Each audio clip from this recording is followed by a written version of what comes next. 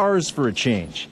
People rediscovered LA up close in ways you just can't experience while driving. And it's a way that you can ride down these streets and see things you maybe not see when you're riding in your car. There's some hills there, but overall feel good. Seizing the day, LA Mayor Antonio Villaraigosa announced plans for a new bike share program.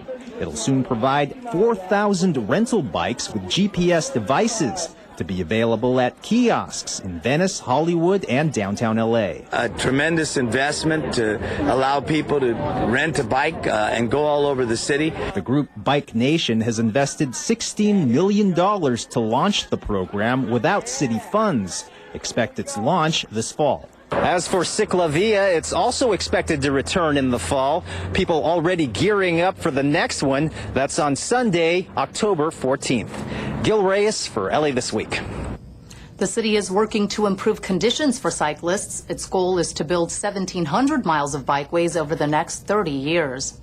And during the Ciclavia were many community events for families to enjoy along the bike route. One of those events was a photo exhibit on the heydays of Central Avenue from the perspective of those who worked and lived there. Rasha Goel reports. These are just a few of the 600 photos depicting life in South LA's Central Avenue from the 1920s to the present. LA photographer Sam Coleman and urban planner Jason Neville collaborated with community members who submitted their own photos to form the exhibit Central Avenue, a Community Album. 20 years after the 1992 riots, there's going to be a temptation in the media and a temptation in all of our conversations to think of this area as having just two poles. It was an intellectual center, and then it fell. A group of colleagues, a girl on a tricycle, all photos of everyday life on Central Avenue. Coleman feels having this exhibition will help people have a broader understanding of what it means to live in this area. A 3,000 square foot retail space at 2515 Central Avenue was turned into a gallery with photographs projected onto 6 12 by 12 screens. The area looks different than when I lived here probably 20 years ago, 15, 20 years ago. But it is really cool to see the transition over the past decades of Central Avenue. And for those participating in the city's Ciclavia event, this was one of the many hot spots to check out. We have such a great past also that it's really great to come down and see different worlds and different people. And see how Central Avenue has been an integral part of the city of Los Angeles. From downtown, I'm Rasha Goel for LA This Week. The exhibit ends on April 25th. A rescue dog is being hailed a hero, a folk singer honored 1 century after his birth, and a much-needed cleanup in one corner of Watts. These stories and more in City Beat. A special guest of the four-legged variety paid a visit to City Council chambers recently to receive the special honor of being proclaimed a hero dog. Councilman Tom LaBonge honored Spencer for alerting his owner, Tim Swan, to an intruder trying to break into their home. Officers later caught the suspect. I can tell you, if anybody out there in Los Angeles or across America goes into a shelter, you will find a special friend waiting for you. Actress and animal activist Linda Blair was on hand to help honor Spencer. Spencer was initially an abandoned dog taken in by Blair and her World Heart Foundation before he was placed with the Swan family. There's this really cute dog named Bambi. He's just like keep on licking my hand. And if you'd like to adopt your own four-legged friend and protector, you can go to LA Love and Leashes at the Westside Pavilion, which adopts out animals from the city's shelters. LA Animal Services recently partnered with SoCal Honda dealers to put on 2 adoption drives at LA Love and Leashes and West LA Animal Shelter. Those who adopted at the event received discounts on the adoption fee, which includes vaccinations and spaying and neutering. Councilwoman Jan Perry helped honor legendary folk singer and icon Woody Guthrie on the centennial of his birth by dedicating the intersection of 4th and Main as Woody Guthrie Square. The sign refers to Guthrie as songwriter, poet, voice of the Dust Bowl refugees. At one time, Guthrie, who sang about working-class folks in the 30s and 40s, lived in downtown L.A. and would even play for tips in the local bars. Guthrie dedicated his song 5th Street Blues to his time in Los Angeles. Councilmember Joe Buscaino joined officers from LAPD's Southeast Division as well as several other organizations, including the Bureau of Street Services, in cleaning up a strip of land adjacent to 103rd Street and Grandee Avenue in Watts that was overgrown with weeds. Buscaino's office organized the cleanup just 2 weeks after a community activist approached the councilmember for help ridding the area of trash, vermin, and homeless encampments. LAPD officials say the cleanup was necessary in order to give Markham Middle School students a safe path to and from school. And we want to take this opportunity to introduce you to Joe Buscaino, the city's newest council member. He's been in office for 3 months and has already hit the ground running. Here's a closer look at the councilman's goals and priorities for his district. A first-generation Italian-American, Councilmember Joe Buscaino's family emigrated to the United States 40 years ago from Italy to San Pedro. They landed in San Pedro from the fishing industry, and my family instilled in me the importance of faith, of family, of community, of doing good, of serving others, and wanting to help others. It's that dedication to public service that prompted Buscaino to first join the Los Angeles Police Department 15 years ago, and then to run for a seat in the LA City Council this past January. I've dealt with poverty. I've dealt with businesses that have failed. I've dealt with kids out in the streets who've made some poor decisions and poor choices. And I've dealt with the lack of economic justice across this district. And I told myself, I know we can do better. In his first 2 months as council member of the 15th District, Buscaino proudly unveiled the new baseball field in Harbor City. It was important for me to fight for this field. In the first 50 days, I made it clear that I want to provide a better field for Harbor City residents and for the kids who play at this recreation center. And sure enough, the Dodger Dream Foundation literally came to bat for us. But Buscaino says one of his main goals is to end poverty in the harbor area by making San Pedro's waterfront a tourist destination. We have, decades after decades, have failed to move forward with that waterfront development. We ought to be a destination in the Port of Los Angeles. If you look at ports across America, you look at Seattle, Baltimore, San Francisco, even to our neighbors in Long Beach, it's a destination. People are coming to spend money at these ports. While that project may still be a long way from completion, Buscaino says experience has taught him to dream big. I remember a street called Francisco Street, where I remember as a young police officer arresting drug addicts, prostitutes, gang members. What's on Francisco today is LA Live. Buscaino says he will be fighting for job creation, better city services, and public safety in his district for his constituents and for himself. I'm raising my family here. My wife is a teacher here in my district, and we're not going anywhere. Prior to being elected council member, Buscaino served 6 of his 15 years at the LAPD in the Harbor area as a senior lead officer. Thai-town in East Hollywood continues to be a growing attraction for many Angelenos. As Brian Ojima explains, a new groundbreaking project will only help to further shine the spotlight on Thai-town as a destination for tourists and locals alike. It was a long wait, but the Thai-town Eastern Gateway project is finally here. It all took, at the end, about 6 years from the time the statues arrived from Thailand until the statue actually got installed. Councilmember Tom Labange joined the Thai Council General and council members from Bangkok in unveiling a statue that symbolizes protection. Store owners in Thai town hope the new project will increase business and spark greater interest in the Thai culture. Everybody have to know this area. We have Thai, like Thai massage, Thai foods, and something like Thailand. With more and more restaurants and businesses opening up in Thai town, the belief is that the East Gateway will only strengthen tourism in the area. The goal would be for us to really revitalize this area, generate a local economy, and help the businesses become more viable. Back in 2007, the West Gateway to Thai town was completed, and now with the East Gateway finished, Councilmember Tom Labange says it's the perfect vehicle to developing beneficial relationships between the Thai community and the city of Bangkok. It's those of us who are in this Los Angeles community to help the organizers of Thai town to enhance and have it blossom, nourish, and grow as a great town within the city of Angels. Several trees were also planted along Hollywood Boulevard to help make Thai-Town a more vibrant, attractive area. In Hollywood, I'm Brian Ojima for LA This Week.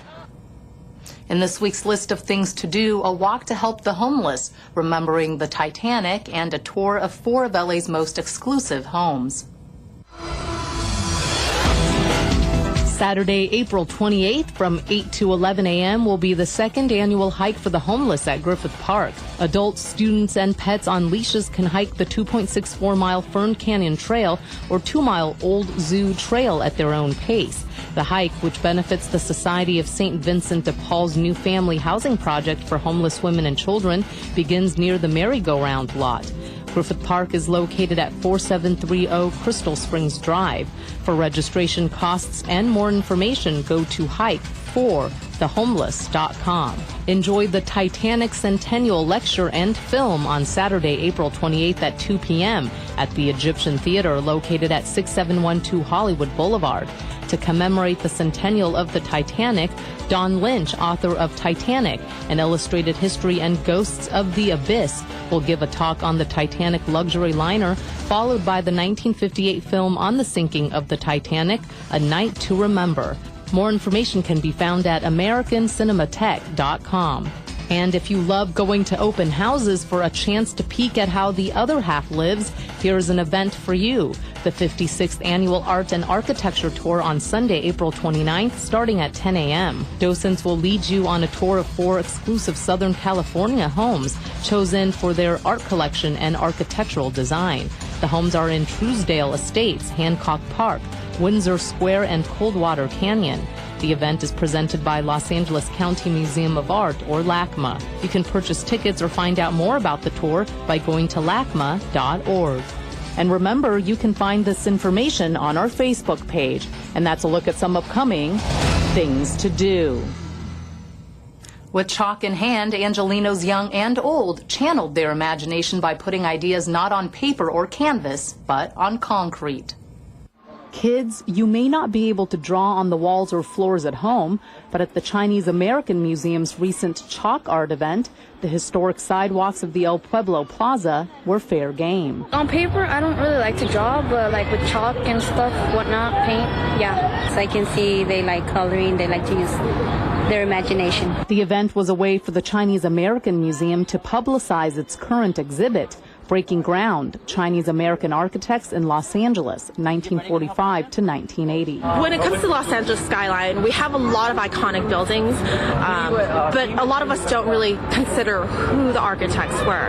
And when it comes to architecture, a lot of Chinese American architects are overlooked, but they really helped shape our daily lives, whether it's Jin Wang, who helped develop Los Angeles International Airport, or Helen Fong, who developed iconic Googie architecture with restaurants that we know as Denny's, Norm's, and Pan's. So to encourage Angelenos to think about the architecture around them, the museum invited the public to create their own LA skyline with chalk. Some kept it simple. Others, like Penny Richards, who is a volunteer arts teacher in Redondo Beach, channeled the hidden architect within. I'm working from an inspiration piece by Friedensreich Hundertwasser, who was an Austrian artist, 20th century. And I think it's his vision of Vienna, mid-20th century. And it's very, very bright and colorful. His style was very bright and colorful, so it's kid-friendly for an event like this, but it's also to do with architecture. Skyscrapers of the imagination could one day become part of the Los Angeles skyline of the future. For more information about the Chinese American Museum and its Breaking Ground exhibit, go to camla.org. And that's going to do it for this edition. Thanks for joining us. I'm Ellen Chang. A reminder that you could catch us online at lacityview.org. You can also follow us on Facebook. We'll see you back here next week for more of LA This Week.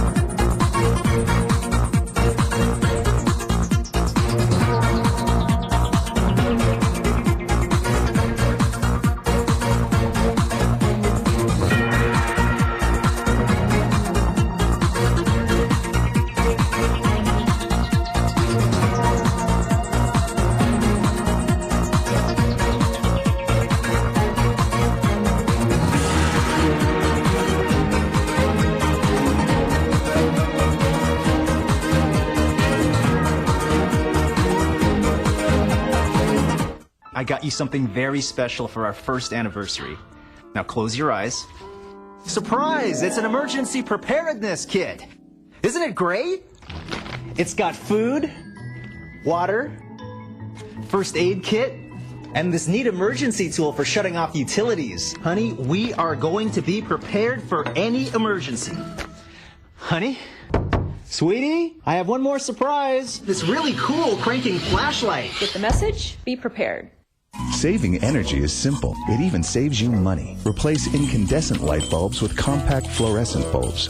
Set your thermostat to 78 degrees or higher in the summer. Weather seal your home. When replacing old appliances, select Energy Star qualified appliances that are up to 40% more efficient and unplug electronic devices when not in use. Visit ladwp.com for more energy saving tips and information. Save energy, save money.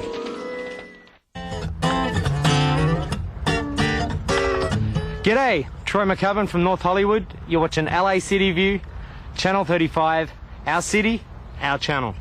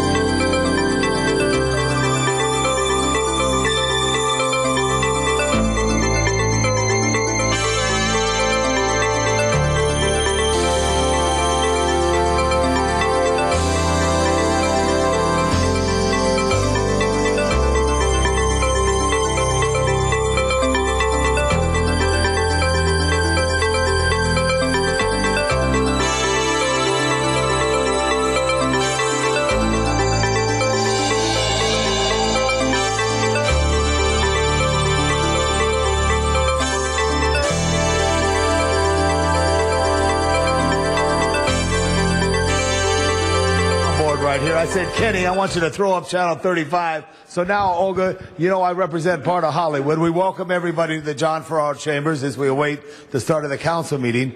The cameras were not rolling when I introduced you, but let me introduce the great Olga Conley, who, as a citizen of the Czech Republic, competed in the 1956 Melbourne Games. And then, when she came to America, she became a great citizen of the United States and competed in the 60, 64, 68, 72 Olympic Games. And in fact, her teammates of the American team elected her to carry the American flag in to the Munich Games of 1972. Please welcome Olga Conley. Thank you. Thank you. And also with her are the great women and men of the Czech Republic who are here, including a member of the 1948 Olympic team in London. She's going back to London this summer to be recognized for her greatness, as well as a great soccer player. Where's my football there, Isabel? Get my football. There's a great soccer player from the Czech team. What year was it for you? Yeah, the soccer. What the soccer? Come on up here. Come up to the stand.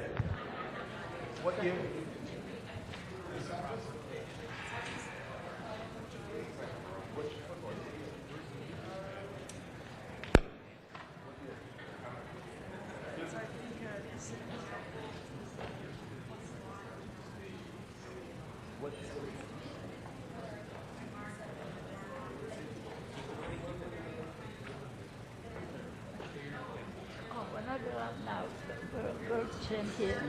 World champion. World champion. 3 times in cycling. This is a bike person here. Congratulations right there. You can stay up here. Stay up here. And our very special, all the Olympians come up at once. Let's make it simple for us there. Very good. There's no council members here, so no council. So where's the mayor there? So we welcome all the people from the Czech Republic who are here They're visiting Los Angeles. Norman Arakawa from the Port of Los Angeles. Give Norman a big hand, his work for the Sister City program. Each of them will be received formally. So we want to thank you and congratulations, Olga, for bringing this great team. They're going to go visit the Coliseum and then visit LA 84 on Adams Boulevard, as well as take a tour of Hollywood. Have a great day. Thank you.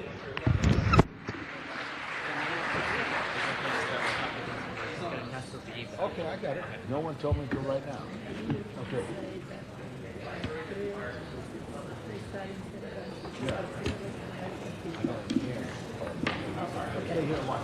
Lisa, give them a good view to see. Get them set up for a picture of the back. Okay. I got to do this.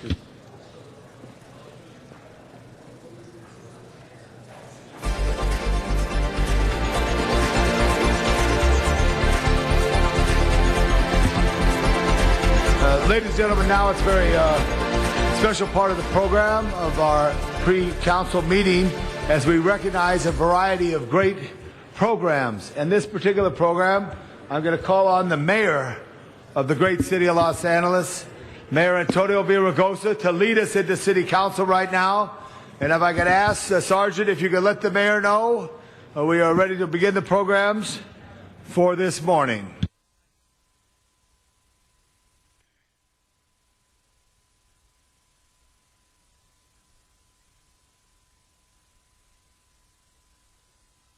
Please welcome the mayor of Los Angeles, Antonio Villaraigosa, and the honorees for Asian Pacific Heritage Month.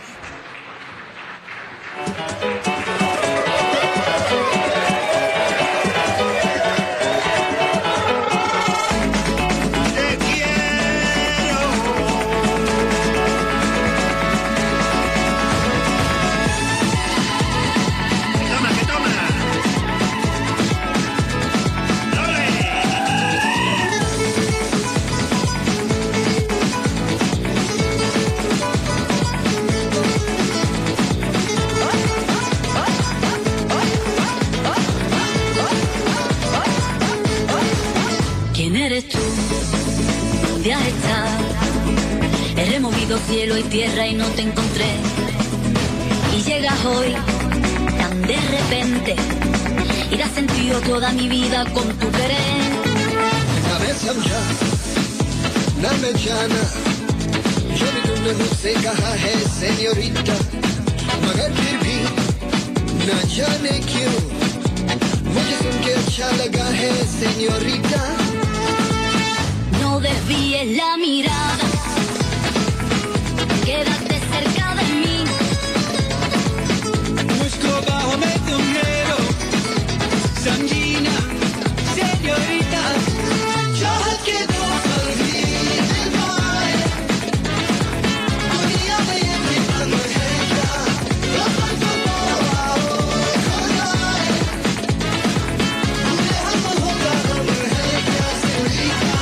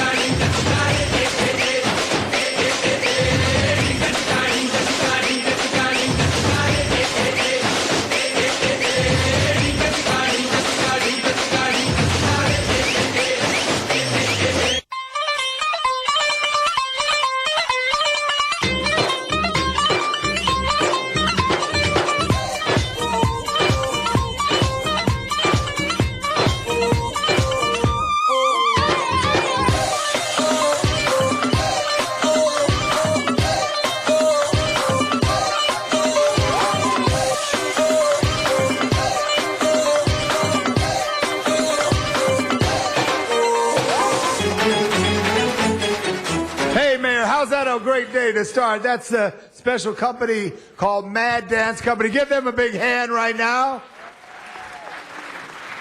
And let me formally introduce the great mayor of Los Angeles, who loves every citizen of this city and every person who's in this city. The great mayor of Los Angeles, Mayor Antonio Villaraigosa.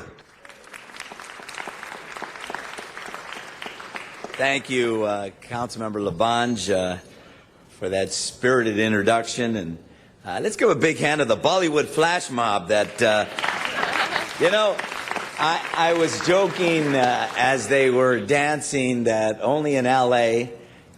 Could a Southeast Asian dance troupe with Europeans, intergenerational, dancing to Spanish songs.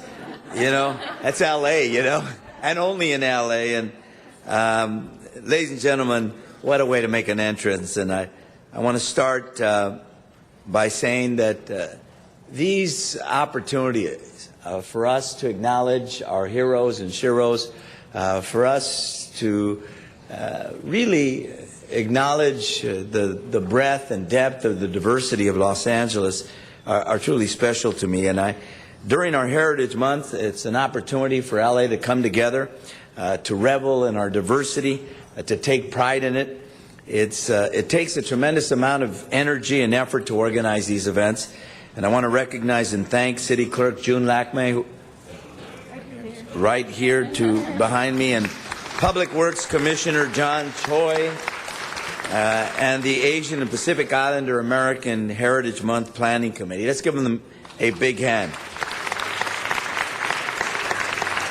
I also want to recognize our special guests and honorees today, K.W. Lee, Jyothi Nanda, Michelle Kwan, who we honor today, all three of them. Let's give them a big hand.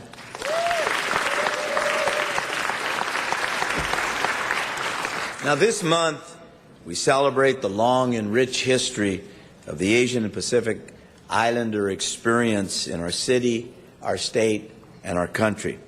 This history is the history of triumph, the triumph of openness and opportunity over bigotry and bias. During this month, we recognize how far we've truly come. Consider this.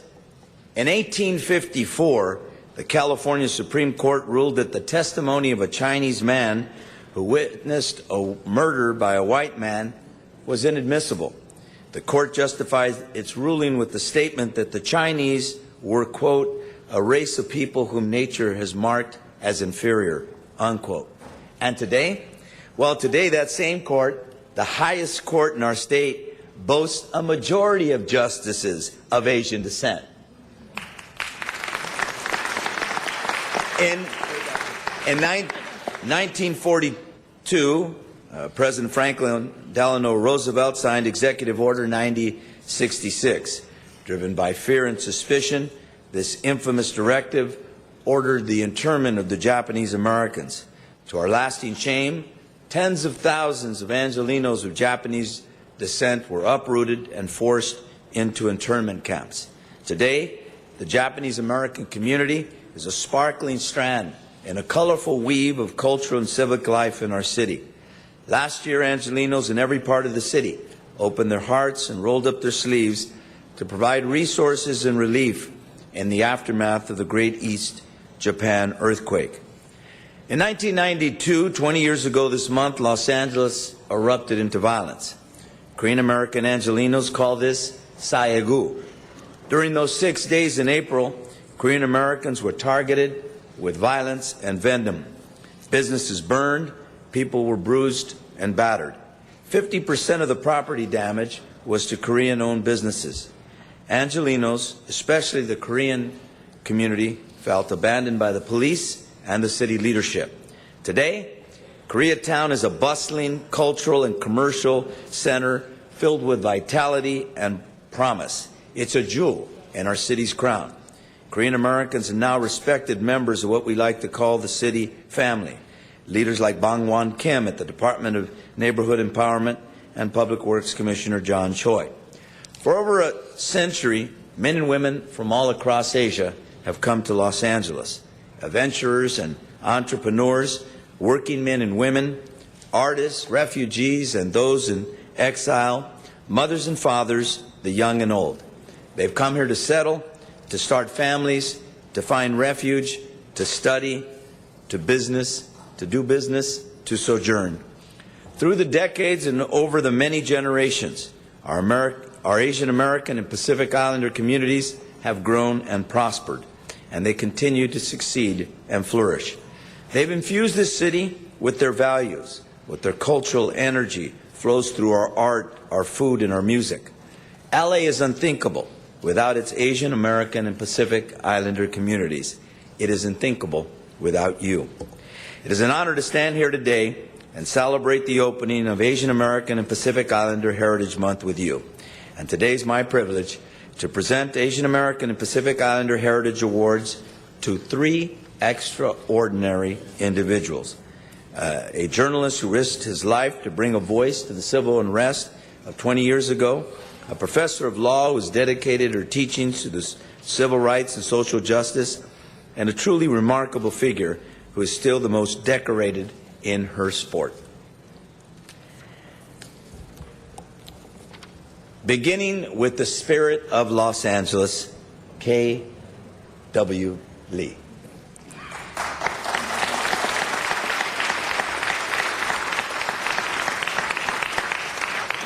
Now, good journalists report the news and inform the public.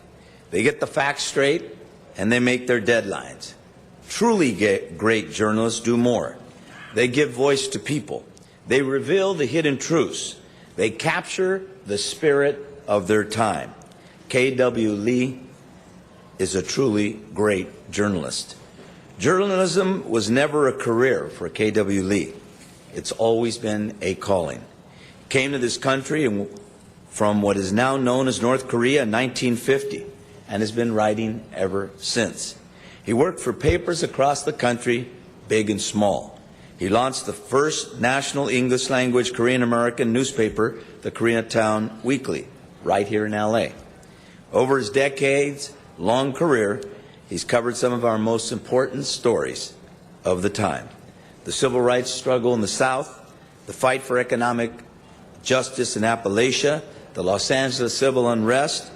K.W. Lee is not just a great writer, he's also a passionate educator. He created a path-breaking internship program for aspiring Asian American journalists and other journalists of color. He taught them how to use words to give voice to the voiceless and to make the world a better place.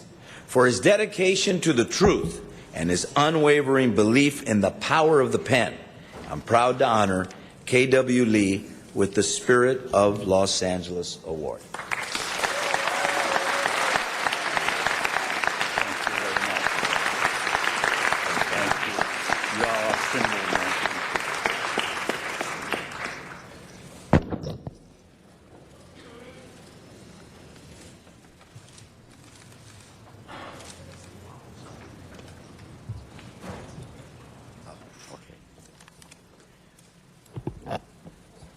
I'm not only humbled, but I'm shocked.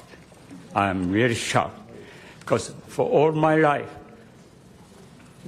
those of us who came across the ocean 150 years ago, Chinese, Japanese, Filipinos, Koreans, we have been out of sight and mind of mainstream America. And here, 20 springs ago, Los Angeles City of Angels burned, choked, and wailed. And I came to bear witness to the greatest urban upheaval in American history as an editor of the lone English voice for the newcomers from Korea. But I am again reminded that millions of those who came before us, Chinese, Japanese, Filipinos, the Koreans later, I think they should be so proud of what's happening. Because all my life, and the Asians too, we look City Hall from outside.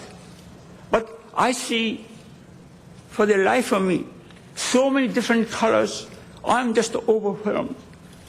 And what I see now, it was beyond my imagination, boundary of imagination, when I arrived in San Francisco 60 years ago as so-called FOB, fresh off the boat.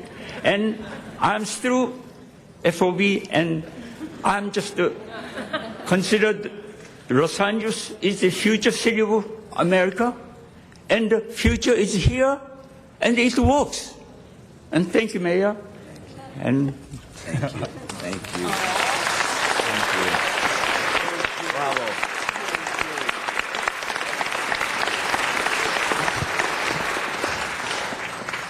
You know, Mr. Lee, the beautiful thing about LA is that we're a big ship that takes all comers.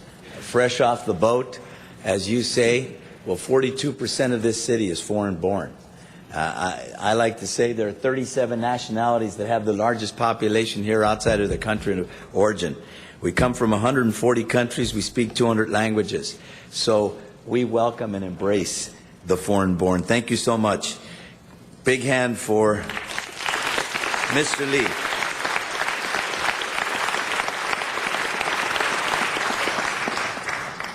The dream of Los Angeles. Honoree and awardee today is Jyothi Nanda. Now, equality before the law is one of the most sacred principles of our legal system. The law must work for everyone, regardless of class or color, age or religion. Legal scholar and community leader Jyothi Nanda has dedicated her professional life to fighting to uphold this principle. Since 2008, she's worked on the Juvenile Justice Project. Los Angeles County, as you all know, has one of the highest youth incarceration rates in the country. Up to 90% of incarcerated youth are Latino and African American. The Juvenile Justice Project is dedicated to finding alternatives to locking kids up and throwing away the key. Instead of opening up a jail cell, Professor Nanda wants to open up the door of opportunity to these youth. She's the co-founder of the 9/11 Legal Response Network, an advocacy group based in LA committed to fighting hate crimes. The South Asian Bar Association Public Interest Foundation, an organization she helped to co-found, provides thousands of grants to support students and nonprofits dedicated to public interest law. Born in Kenya to parents of Indian descent, Professor Nanda embodies the multicultural spirit of our city. For her commitment to equality, for her tireless advocacy on behalf of the vulnerable, for her passionate fight against discrimination, I'm proud to honor Jyothi Nanda with the Dream of Los Angeles Award.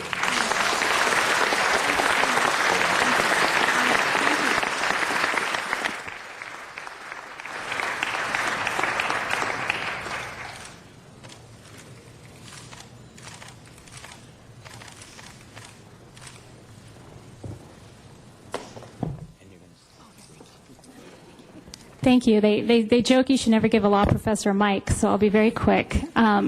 I want to thank Mayor Villaraigosa, the City Council, the City Attorney's Office for this truly honor. I'm really humbled, especially given my co-awardees. Mr. Lee is really a legend in the civil rights community, and it's an honor. I was really excited to meet Michelle Kwan today.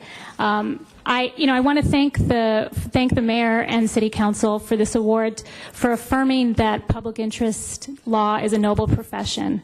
And I know many people in this room believe that, but I just wanted to affirm that, given the reputation that lawyers sometimes have in our community. I just want to reiterate how proud I am to be part of the Epstein program in public interest law and policy at UCLA, and critical race studies program that trains lawyers to be effective social justice advocates. And you heard a little bit about my background, but because my parents are here today, I really want to honor them and their story, because it's reflective of and my story is really reflective of Los Angeles. My father's second generation Kenyan. My mom is from pre-independence Pakistan. They were married in India. Then they moved to Kenya, where I was born.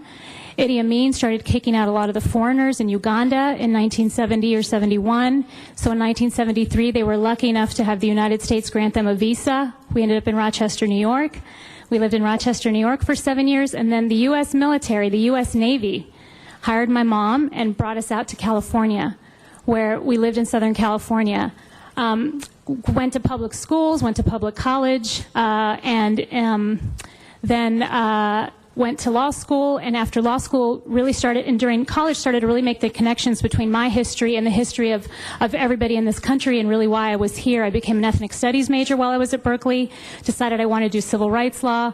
When I graduated law school, I ended up working for the NAACP Legal Defense Fund, which is the organization founded by Thurgood Marshall, and started my career in civil rights. Now I teach in the public interest law program at UCLA and the critical race studies program. So I really feel like my story, and I tell it not to tell you about myself, but to tell you that really this is the story of Los Angelinos. This is, I think, the story of the world. And this is really the story of future advocates. So thank you again on behalf of my village that's here with me.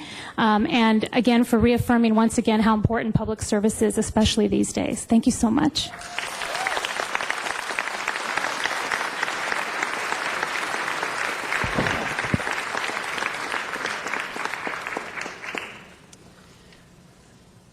The Hope of Los Angeles honoree is Michelle Kwan.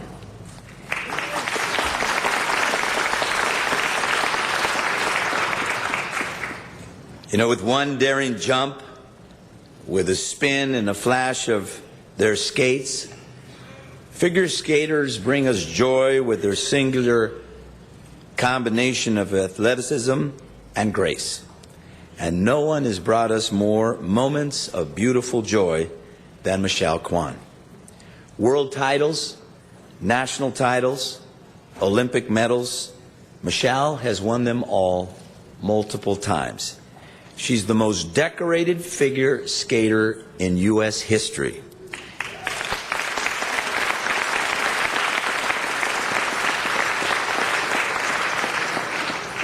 But she is equally accomplished off the ice. In 2006, she was appointed the first United States diplomacy envoy. In 2010, President Obama appointed Michelle to the President's Council on Fitness, Sports, and Nutrition. She's been elected to the Board of Directors of the Special Olympics International. This year, Michelle was elected to both the United States Figure Skating Hall of Fame, the only one to be inducted in 2012, and the World Figure Skating Hall of Fame. Michelle Kwan is one of our country's greatest athletes, and I'm proud to honor her with the Hope of Los Angeles Award.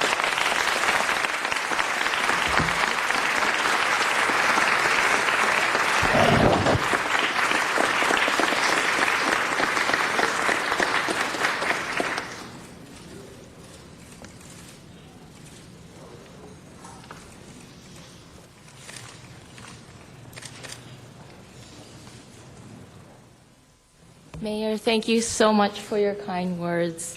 Mayor, council members, guests, distinguished guests, it is truly an honor to be here for the Asian and Pacific Islander American Heritage Month and to be receiving the Hope Award of Los Angeles.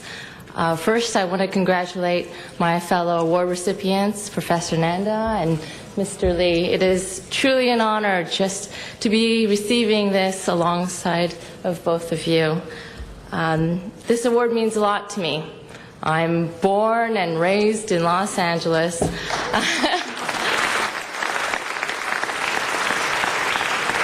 And with apologies to Randy Newman, I love LA.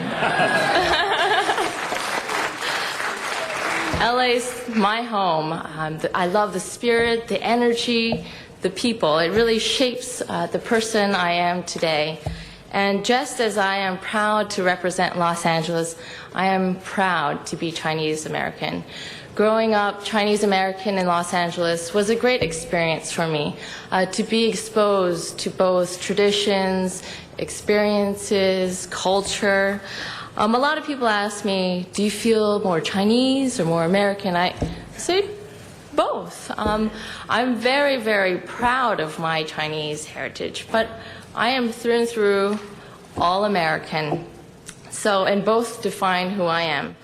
And I feel that all the accomplishments that I've been able to achieve, lucky to achieve, in figure skating, in work with the State Department as a public diplomacy and on the President's Council are reflective of my Chinese heritage and my American upbringing. I thank you all for being here today and for this great honor. Thank you.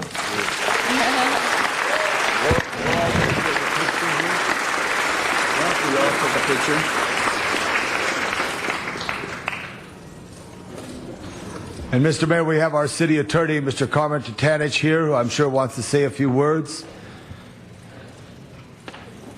And get in the picture. You know how he is. Yes. All right. Let's get him in the picture. 1 second.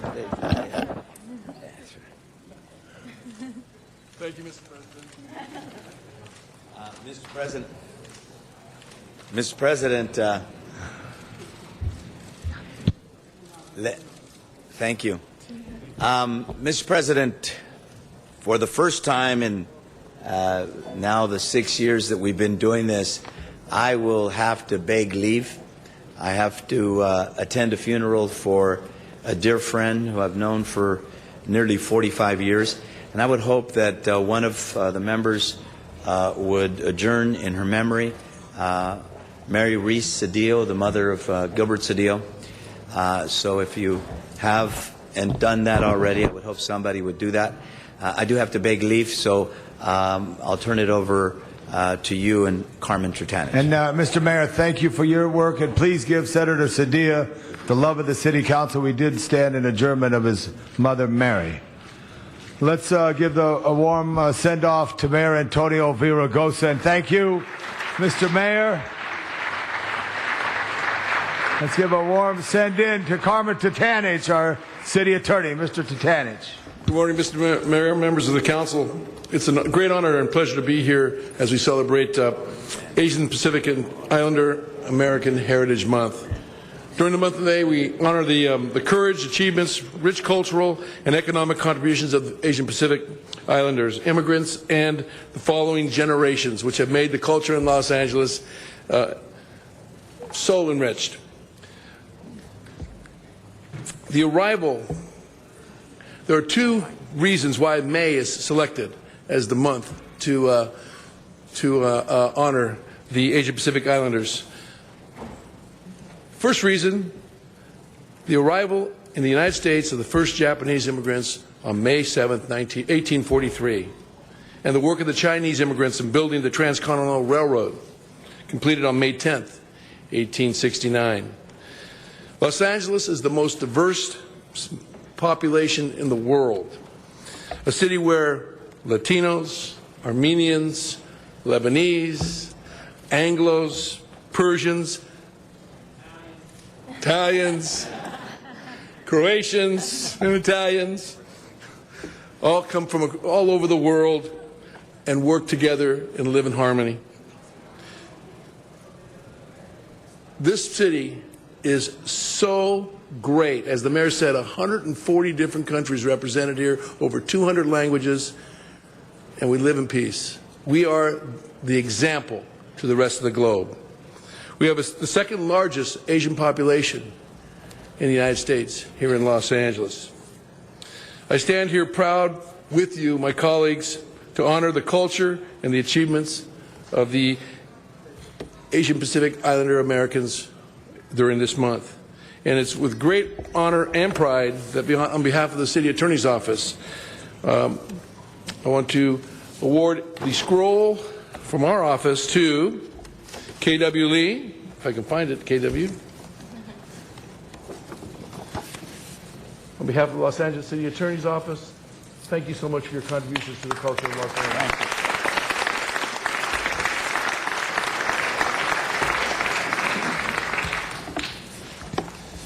To an artist in motion, Michelle Kwan. Thank you for all the great hours you gave me watching the Olympics. Thank you. And now, Jyothi Nanda, who's standing right next to her husband, Harit Trivedi, who is a deputy city attorney.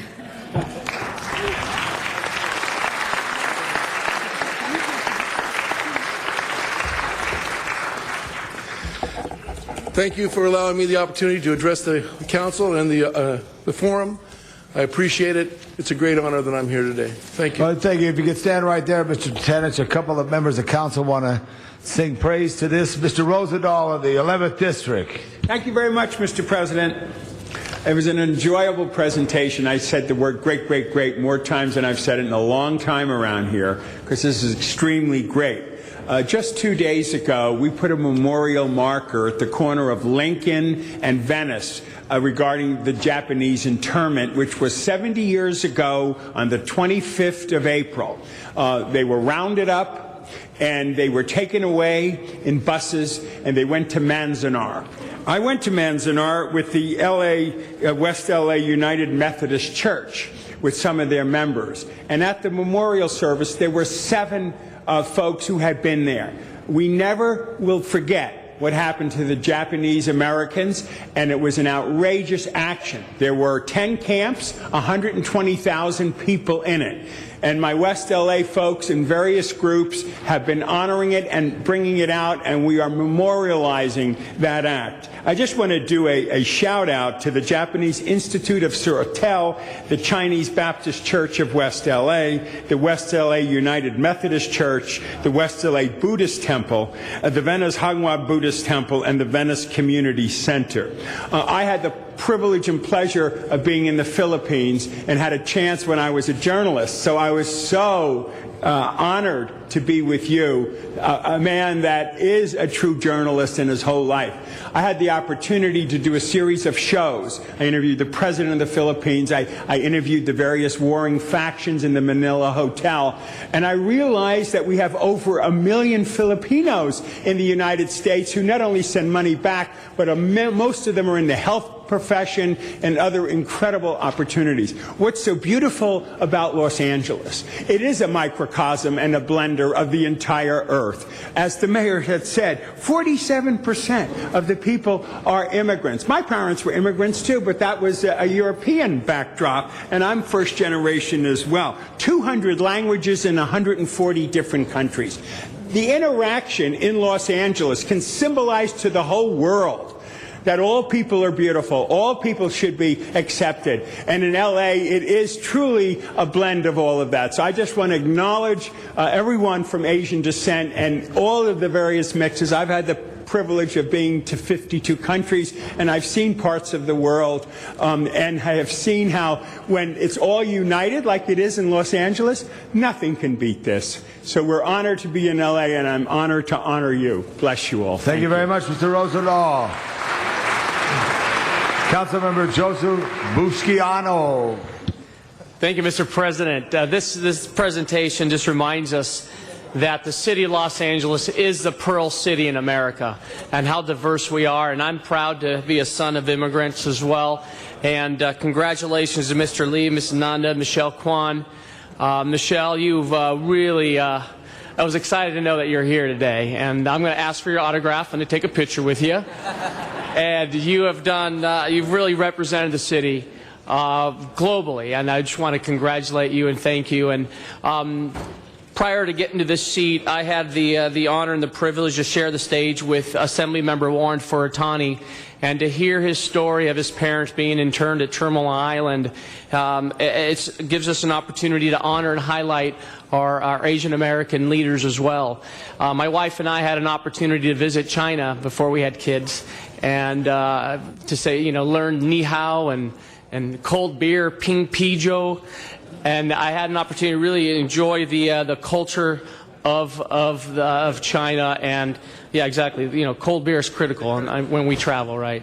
But I want to stand and congratulate our honorees. And again, we are a beautiful city, a diverse, culturally diverse city, and I'm proud to live in this great city and to represent my constituents in the Great 15. So congratulations. Thank you to the mayor. Thank you, Mr. Tutanich, for also celebrating the rich traditions of our Asian Pacific Islander community. Thank you.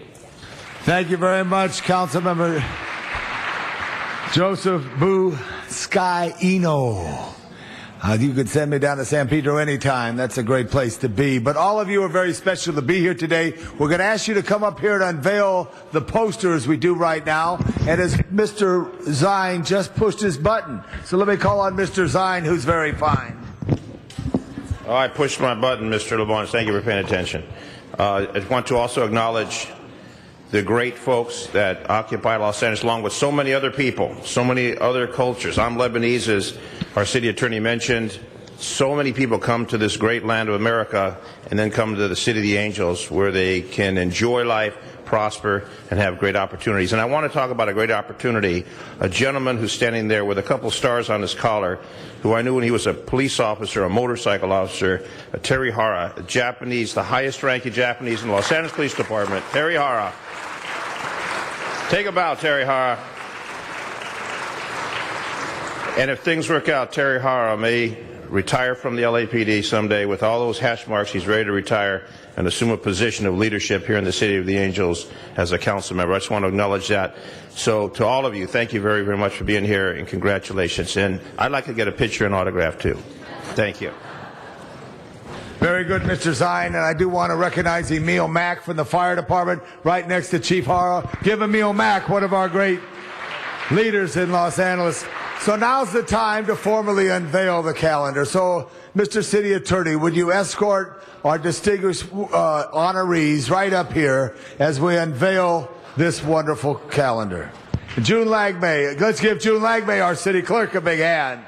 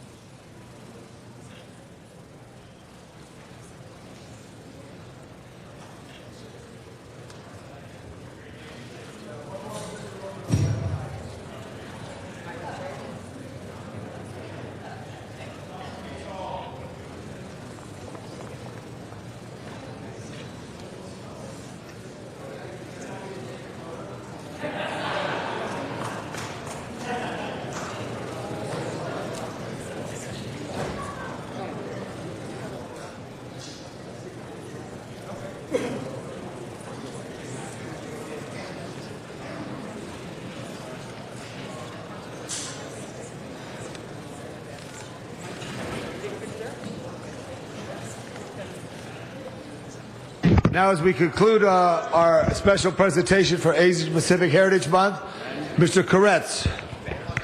Mr. Chair, I wanted just to very briefly introduce some kids that are here on a field trip from the Zimmer Children's Museum, a nonprofit on Museum Row in Los Angeles. It's the only museum specifically dedicated to kids and their families in Los Angeles. So I just wanted to recognize them, ask them to stand up, and let's give them a big hand.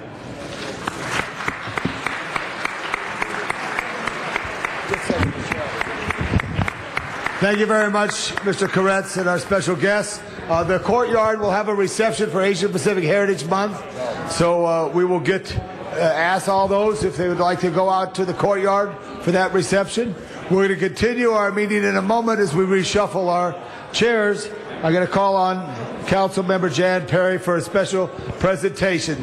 Sergeants, will you organize the floor of the council? Thank you. Yeah. Michelle, here we go. Right here. Where's Betsy? Where's Betsy? Where's Betsy? There we go, right here. Sherry, hold on. 1986. Hold the bottom of it. Yeah. I'll be in England, Carrie. Oh, good job. I'm so proud of all Olympians. I'm sorry. We had I'll help you. You're going to go this way. Is your purse okay? Yeah, I'm good. Thank you. We'll talk to you, Michelle. We'll see you sometime soon. Okay. I'll run into you again. Thank you. Olga Conley was here today. Michelle? Olga Conley was here today. Yeah, there were too many people here. We put you together. Get a shot with Anna real quick. Anna, get in there.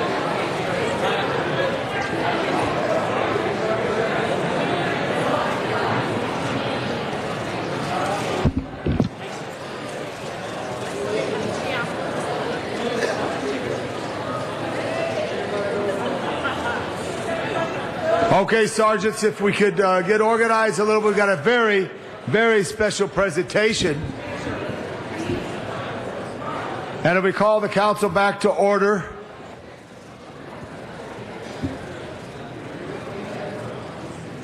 Thank you very much. Let me introduce Councilwoman Jan Perry of the Great Ninth District. Thank you very much, Mr. Chair, and I'm extremely proud today to welcome Bill Watanabe, Executive Director of the Little Tokyo Service Center, and to thank him for his over 30 years of service to the Little Tokyo community and wish him all the best on his upcoming retirement.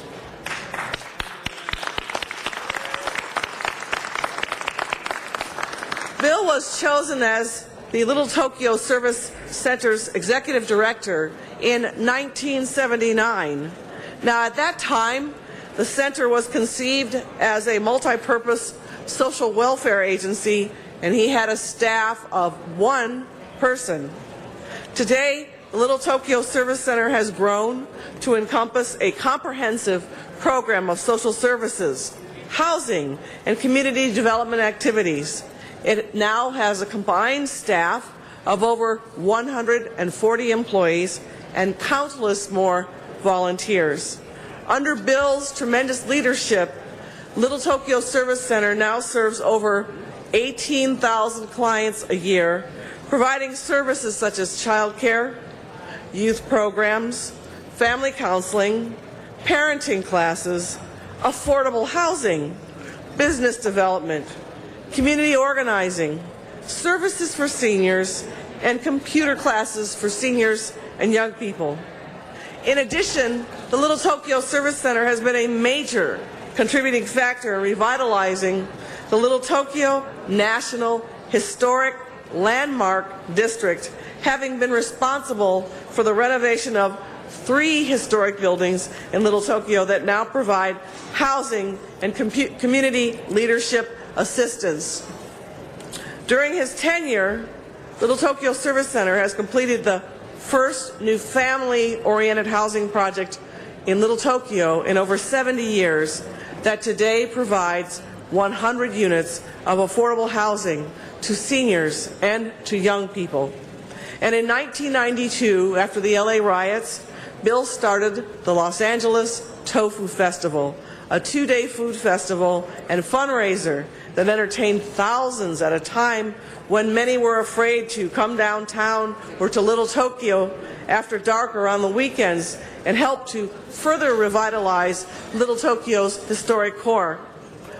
And for over 10 years, well over 10 years, closer to 20, Bill has sought to build a $22 million multi-purpose court sports facility for basketball, volleyball, and martial arts and other community uses that will attract more than 100,000 people on an annual basis, and it has seen it through its capital campaign phase.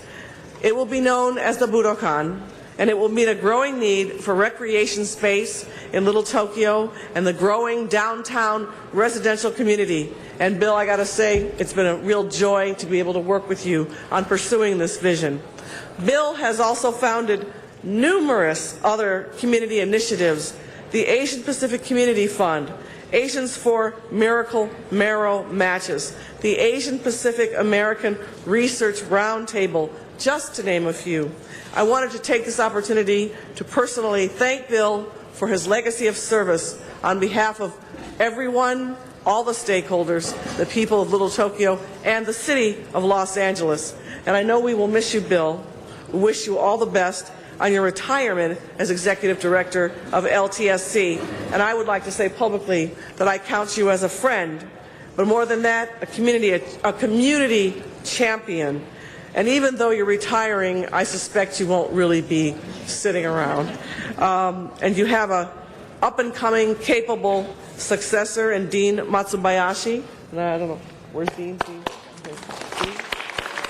Say hello, Dean. And Dean, I think you know you have really, really big shoes to fill. Yes. Yes. But I think you're up to the task. Simply saying thank you, Bill, doesn't seem enough. But that's all I have to offer besides this certificate right now. So I want to say thank you and then have you say a few words.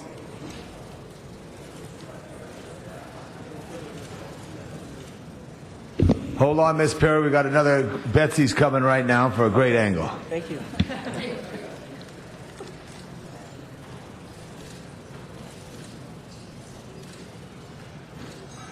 Thank you. So, ladies and gentlemen, is it all right for Bill to speak now? Yeah, I just want to say, Jan, what a wonderful presentation to an angel in the city of Angel. Bill has been the pillar for Little Tokyo, and I'm in a position because I called Betsy to come up here because this is a great shot. All the people that stand behind you love you. Yes. And there'd be more there if they could, Bill, for what you've done consistently to be a vibrant organization for the community, for the Japanese American community specifically, and all who love. So I just want to congratulate you. You are an angel in the city of Angel.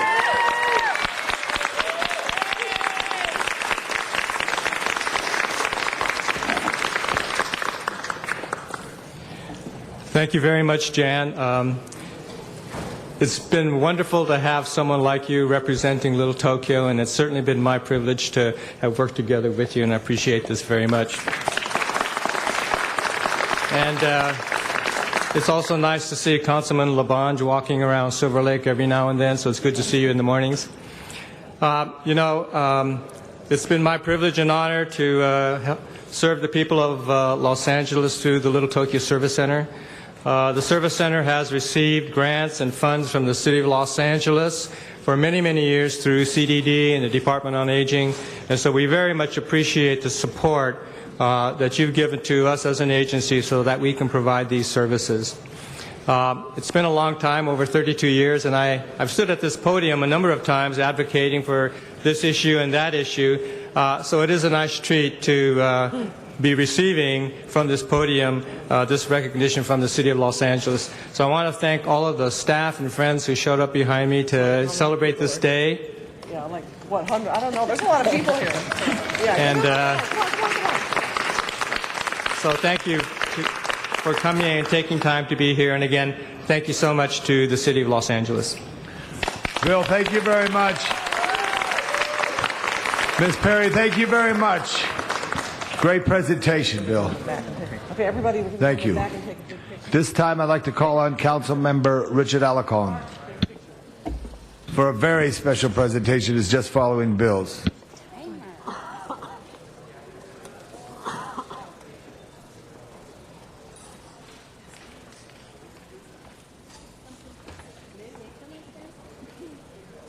What happened to you, Ben?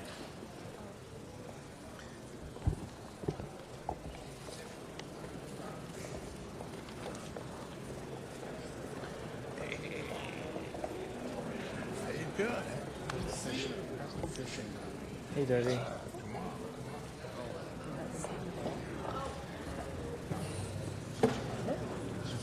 only see one councilman. I only see one councilman. What are They're busy. I'll let Tom. Mr. Alarcon. Council members, it is my great pleasure to recognize somebody who is no stranger to City Hall. You know, I didn't realize it was Asian Pacific Islander Month when we scheduled this presentation, but I think it's very appropriate. But I also want to mention that Mr. Fisher, one of Rosa's friends and supporters, mentioned that you could have done it on Chicana Chicana Day also, because having been raised in East LA, she can hang. Today, normally I'm pretty good at not going with my notes, but Rose Ochi is so accomplished that I truly want to make sure I don't miss something that is very important. We are very proud to honor somebody who's not only a trailblazing icon in the Japanese American community, but somebody who has been an inspiration to anyone interested in civil rights and public service. Whenever I'm asked who my mentor is, I tell them Rose Ochi first.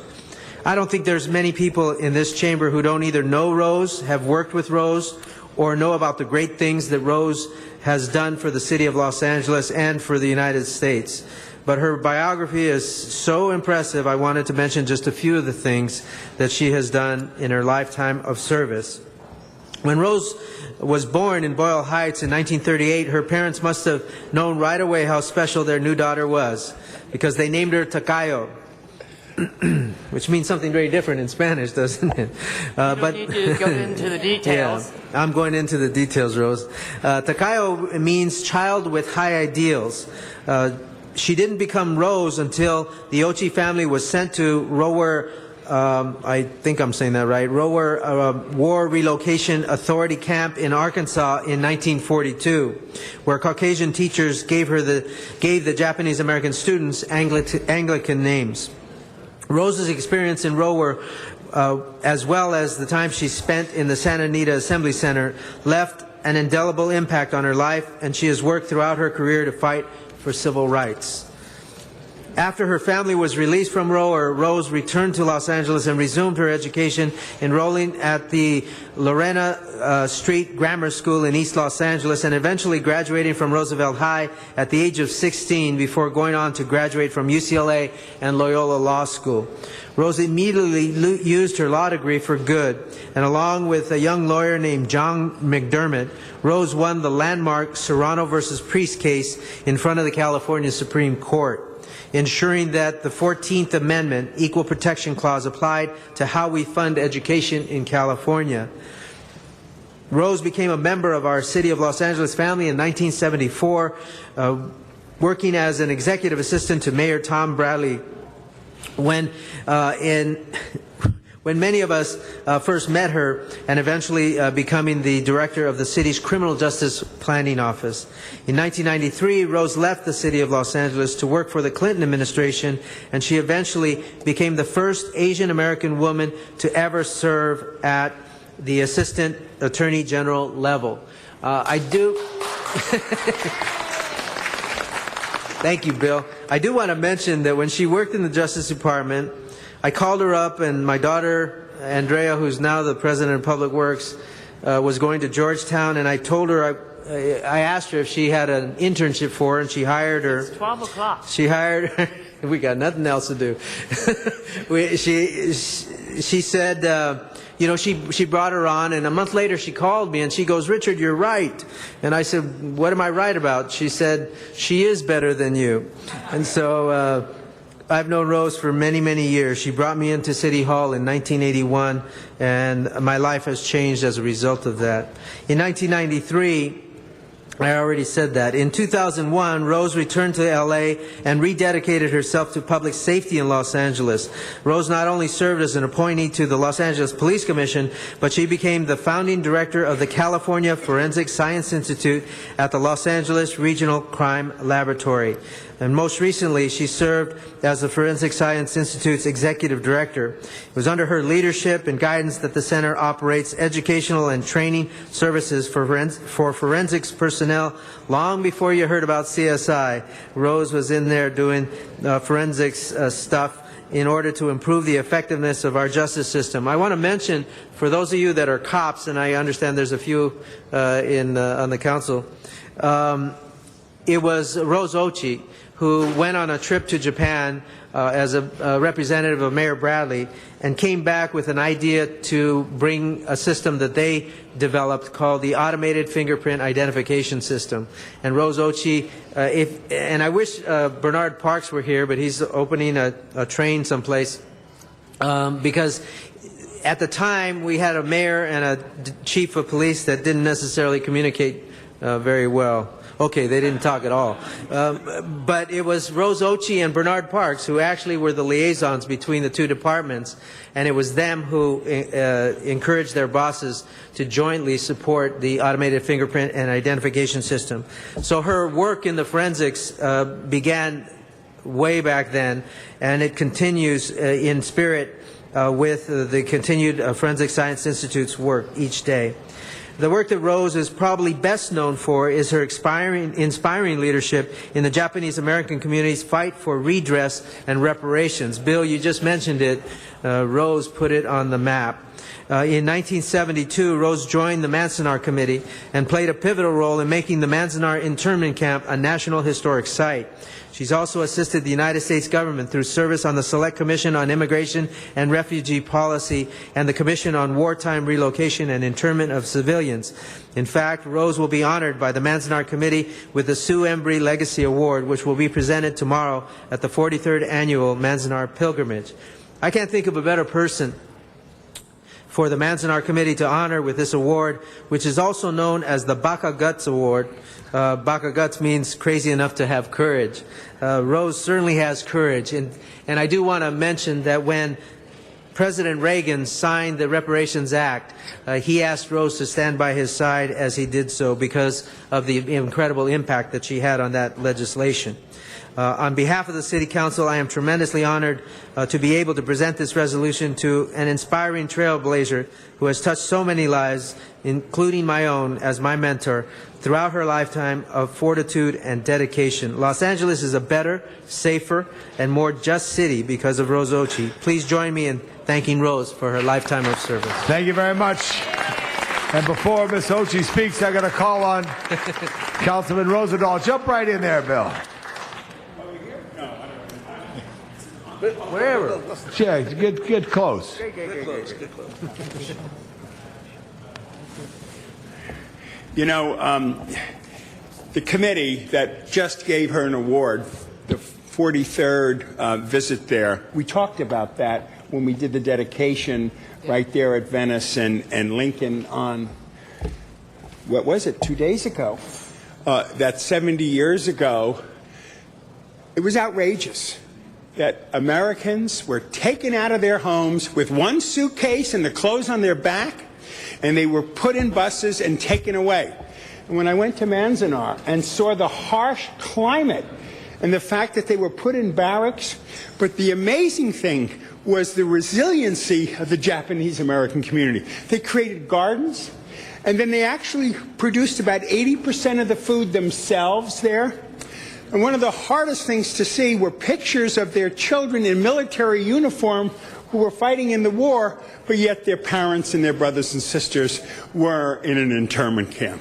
So you have been an inspiration all your life for all of us. And when you worked for Tom Bradley, one of the greatest mayors in our history, he would come on the show and start it up, and we go way back on that. So I just wanted to come over and say, God bless you. You're making a huge difference, and you continue to make a difference.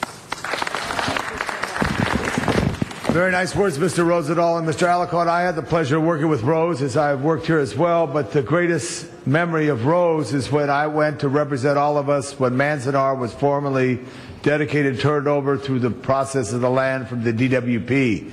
But the most impressive thing of that day was that my scoutmaster, Hideo Matsunaga, who took us to Mount Whitney when we were Boy Scouts in the mid-60s to climb, was there, and he, full circle, came back to Manzanar in this great, tragic, but true story of American life. Rose Ochi, you're a great patriot, a great person, and I know Tom Bradley's smiling as well as John Ferraro. Please, for your remarks. Rose Ochi. Thank you, Tom. Thank you, Richard. Thank you, members of the City Council. I appreciate this recognition, but as Richard kind of shared part of my journey, actually the rewards are there in the work, whether it was in the White House or at the Department of Justice. Everything I learned that permitted me to be successful. I learned here in City Hall how to develop programs, how to develop policies, and it also helped me in my pro bono work to help for the redress legislation and the establishment of Manzanar. What I really learned in City Hall was the importance of friendship. And when you are under fire, under a formidable Deputy Mayor, Mike Gage, who became president of the DWP, who was adamantly opposed to the establishment of Manzanar on DWP land. It was a city council resolution in support of our legislation that made it happen. I had a very difficult time in the mayor's office, but one thing I also really appreciate is the kind of friendship I've had. People like Richard, who would not move away, Jeff Matsui, who was for Mayor Tom Bradley's trusted aide, made it possible for me to beat off DWP to get the mayor's support. And tomorrow, we're going to have hundreds of former internees, their children, their grandchildren, and many students. And the important thing is, as Sue Embry, the chair of the Manzanar Committee, has often said, keep the memory alive. And that's, we invite all of you to attend. It's going to be off of Lone Pine with Independence, and it will be an amazing experience. Let me just say that after 10 years of serving in the Clinton administration, I returned to Los Angeles. I really was disconnected. And it was the young people that I had mentored when I was here in City Hall who are now in positions of power. And people like Dr. Darlene Kuba, who was responsible for my appointment to the Police Commission. And I reconnected with law enforcement, and that I was then, what would be the word? I was invited to create a Forensic Science Institute as the sheriff and LAPD were coming together to build a crime lab on Cal State campus. And it's been now a 12-year tenure, and it's been amazing opportunity to work with LAPD and LA Sheriff. The brainchild of the Institute is with us, Barry Fisher, and we also have some of the leadership of the crime lab here with us today as well. I will say that as much as I've enjoyed working with law enforcement and the forensics community, it's that what has been very rewarding is working with the students. People like, I think Joanna is here. She came knocking on my door when she was a sophomore, and she worked for me, and then she moved on. She got a master's in criminalistics, and now she is a criminalist, the Sheriff's Department. I have Carlos now, who's working with me. I have my last assistant, Danny Gonzalez. He called me the other day to say, I just scored 90 on my exam at the LA Sheriff Academy. I told him, not now, it's a Clippers game. But anyway, it's been wonderful. You know, I don't really need any proclamations or commendations. It's the friendships that have been made along the way. And I really thank some of our board members, community representatives, and former staff that are here with me today. Thank you so much.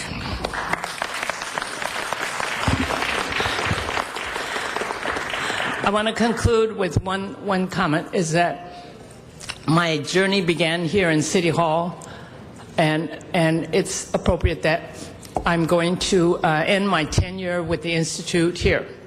And so thank you, everyone who has been a part of that effort. Thank you.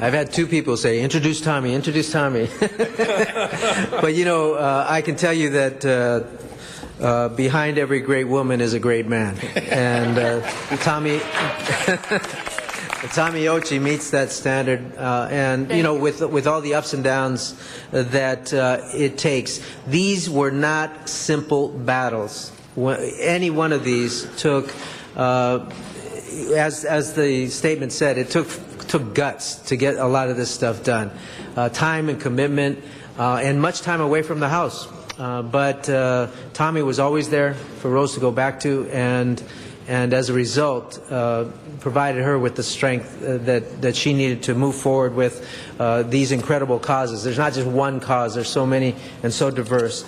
So I want to present this to Rose Ochi on behalf of the City Council to recognize the incredible imprint that she has had on the United States of America, not just here in Los Angeles, not just here in City Hall, but it did indeed blossom here at City Hall. So with that, I want to thank Rose Ochi.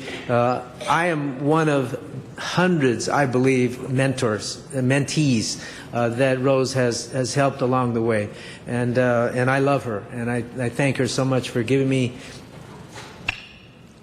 just about everything I have. Thank you.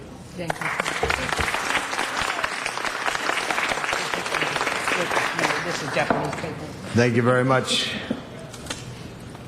And Mr. Clerk, that concludes our presentations at this time. So as we conclude our presentation, Mr. Clerk, please call the roll. Alarcon, Buscaino, Cardenas, Englander, Garcetti, Weezer, Carets, Krikorian, Labange, Parks, Perry, Reyes, Rosendahl, Zion, Wesson, 10 members present, and a quorum, Mr. President. First order of business. Approval of the minutes. Councilmember Carets, seconded by Mr. Garcetti, moves. Very good, sir. Commendatory resolutions for approval. And Councilmember Englander and Councilmember Garcetti seconds. Moves. Mr. President, there is a request to continue item 1 to June 8. Again, that's item 1 to June 8. Any objection for item 1 at all, members? So ordered. Very good. We'll move that without objection. Mr. President, item 2 is an item notice for public hearing. A motion is required. Let's move by Mr. Zine, seconded by Mr. Englander. Excuse me, sir. A motion is required for this matter. Perhaps Mr. Zine would care to. Yes. Should we call a special? I want to deny it.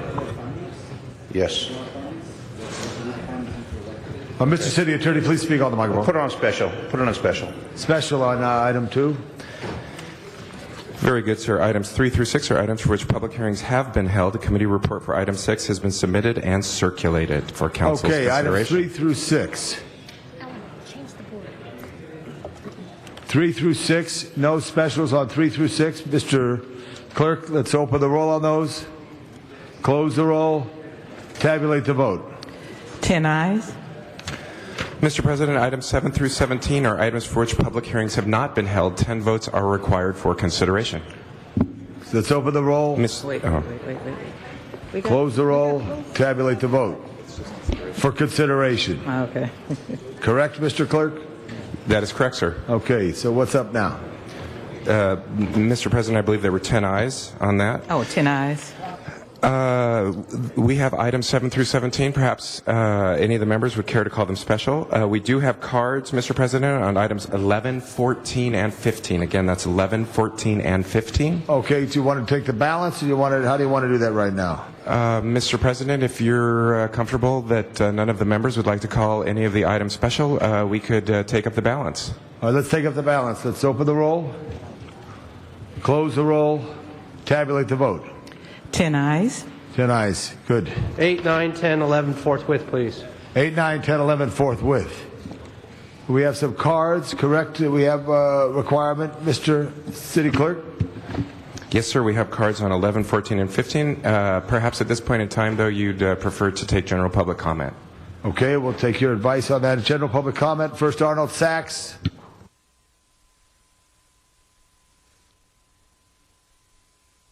Dennis Hathaway. Dennis, you still here? George Castillo. Thank you. Thank you. Good morning. Arnold Sachs. A couple interesting articles in today's Daily Breeze. Thought for today from Dale Carnegie. Fear not those who argue, but those who dodge. And coincidentally, there's another story in today's Daily Breeze regarding progress for bill to let governor meet privately. A bill put forward by the County Board of Supervisors to allow the supervisors to meet with the governor without meeting the requirements of the Brown Act. Fear not those who argue, but those who dodge. That being said, there was another story in the newspaper regarding the cyclovia that was held in L.A. There's a nonprofit with the exact same name. Cyclovia, a nonprofit organization with the same name as the event. What do? They're just, it kind of reminds me of the LA Coliseum and the stuff that's going on with the commission there, how the guy in charge made up entries for the budget for the ledger.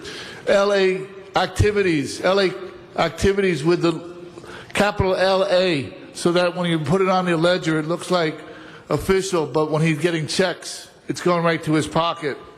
And that being said, on Wednesday, you had a little article that on your agenda that Council 12 used up all its unallocated balance of AB 1290 funds. And unfortunately, Mr. Alarcon is gone, so we wouldn't be able to explain the difference between the AB 1290 funds that are been authorized to be used by Council District 12 and the CRA funding. The Controller, $27 million in 1290 funds. You're going to do budgets. There's a big gap there somewhere. Thanks for paying attention, everybody. And your time. All right, Mr. Koretz. Mr. Hathaway is next. Mr. Clerk, forthwith on item 6. Forthwith on item 6. Good morning, council members.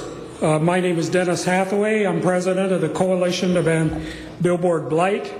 I talk to a lot of people about billboard issues.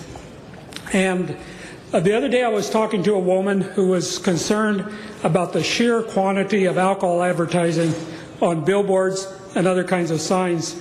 She was a mother of 2 teenage boys, and she was particularly concerned about alcohol advertising on bus shelters and street furniture because her boys were users of the transit system.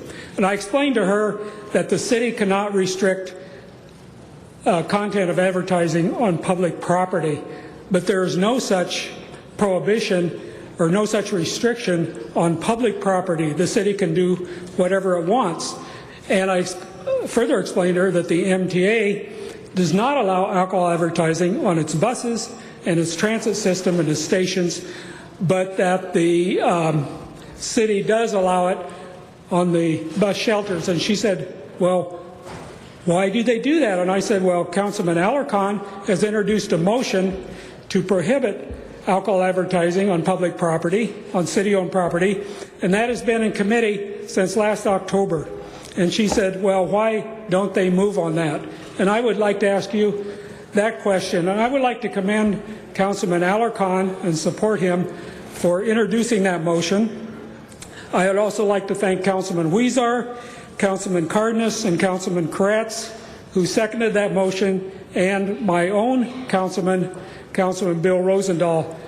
I urge everybody in this body to support that motion and do whatever they can to bring it forward, because I think it's a really serious public issue. Thank you very much.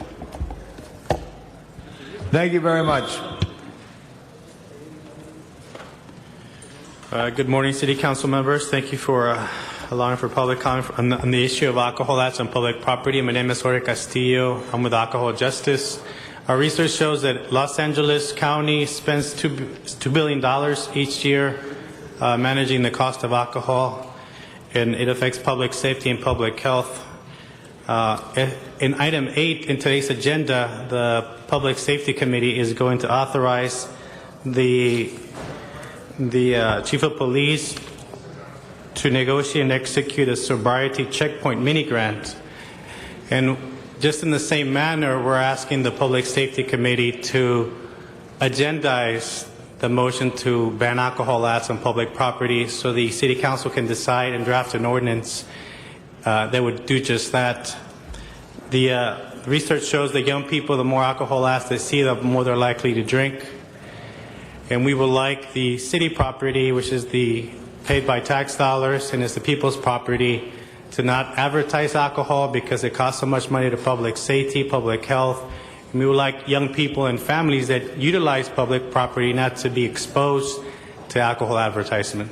Thank you. Thank you very much. The next speakers I'd like to ask Noel Wiggs, is that correct? Noah Weiss. Sorry. Call me Tom Labangi, Noah. Kevin. Tom Labangi. Michael Kay and Joe Epstein. Thank you. All right, good morning. Just for the record, Mr. President, since you're now presiding over these meetings, Rule 24 says you got to have 10 members of council within the four corners. You just passed legislation. There was not a quorum. There were 6. Mr. Rosendahl wasn't here, Mr. Gregorian wasn't here, and Mr. Alarcon wasn't here. And even right now, I don't think you have a quorum. Just for the record, okay? That's not why I'm here. Apart from showing the public courtesy, that would be nice, but more importantly, last Sunday, I wanted to let the council know, since we fought years over Lincoln Place. The first tenants moved back to Lincoln Place last Sunday. So that, I think, at least should be applauded relative to a little bit of power of the people, a little bit of citizen empowerment. The fact that people, maybe the little guy can win once in a while would be nice. Going forward, however, we do have a problem, we do have an issue with some judicial officers in the Valley. What is happening is houses are being used as boarding houses, single-family homes, R1.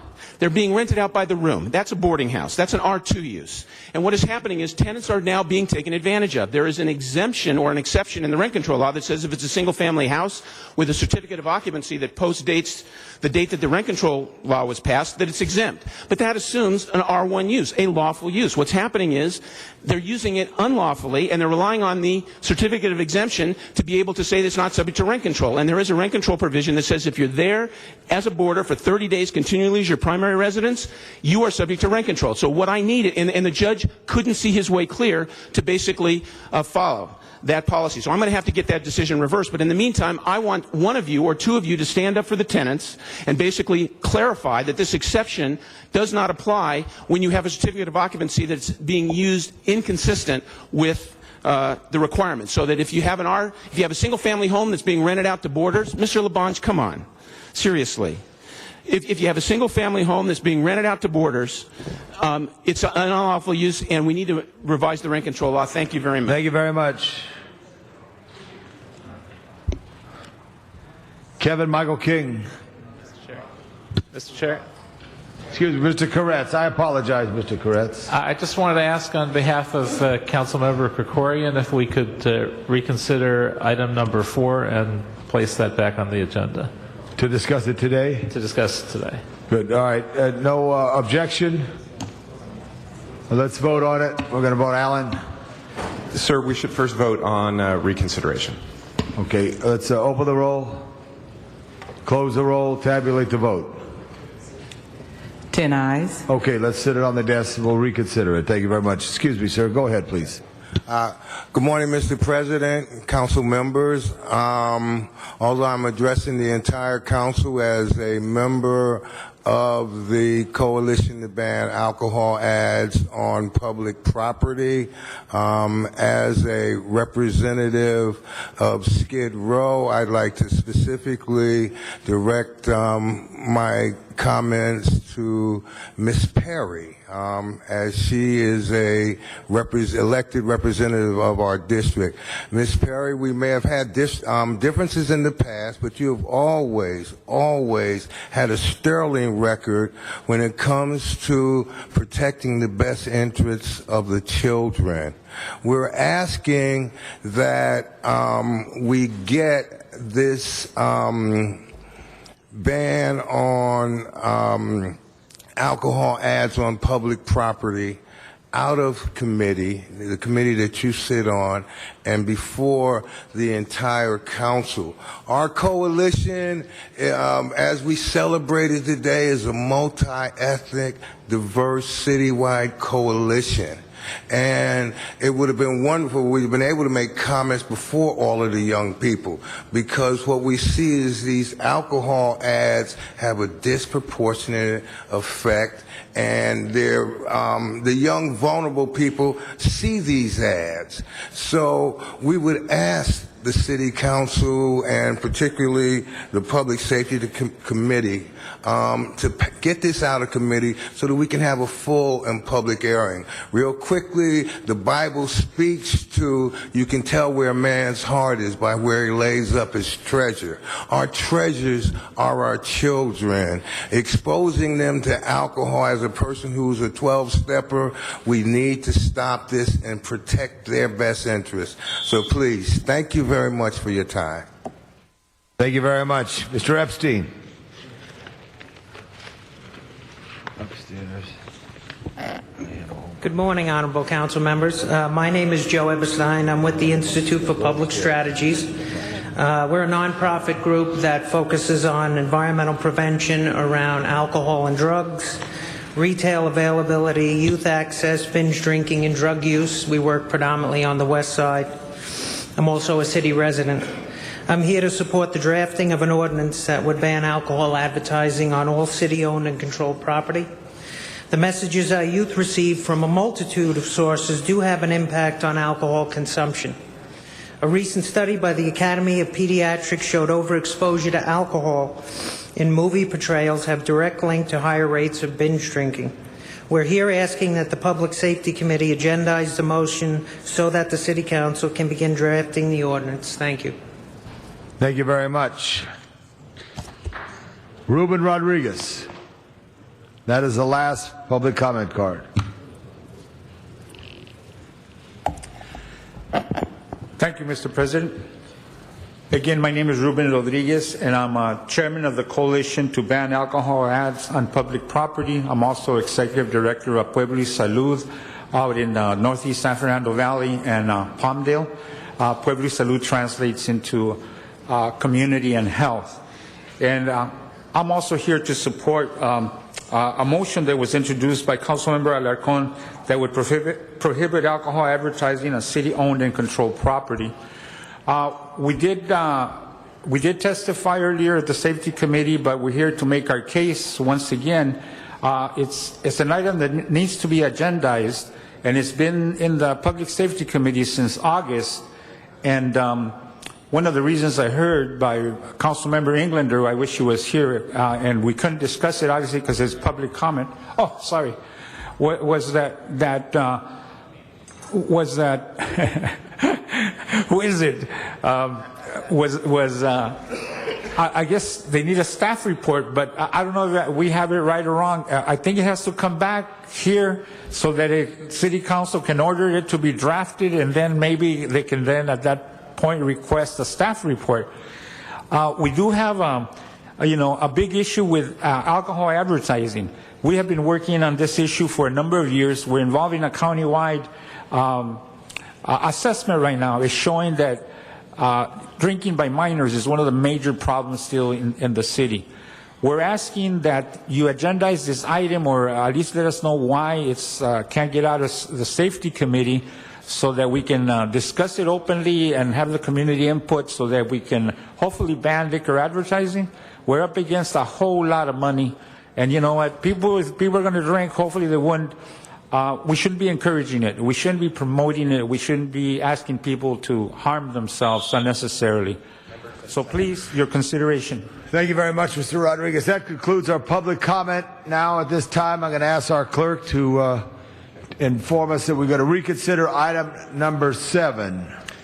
Yes, Mr. President, item 7 is a communication from the Ethics Commission relative to the Consumer Price Index adjustment to contribution limits in LA Unified School District elections. Council may only approve or disapprove the subject recommendation, and a motion is required. Okay, I'm going to move we approve it, and ask... Mr. President, we should first vote to reconsider all and right, entertain a motion. let's open the roll. Close the roll. Tabulate the vote. 10 ayes. Very good. I do have one comment card from Mr. Arnold Sachs. You can start running the clock now. Thanks, Arnold.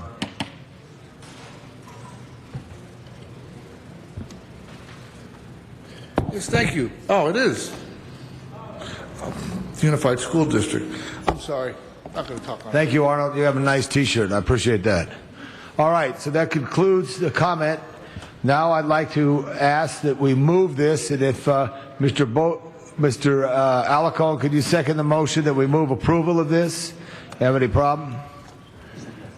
Okay, seconded. Thank you very much. Any discussion? Let's open the roll, close the roll, tabulate the vote. 10 ayes. 10 ayes. Okay, next item.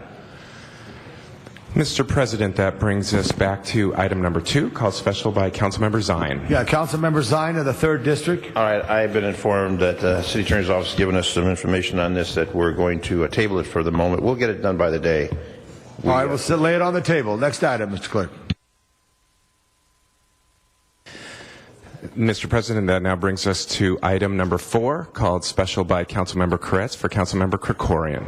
And Mr. Krikorian is, yes, Mr. Koretz. If we could leave that on the table. Let's lay it on the table. Next item, Mr. Clerk.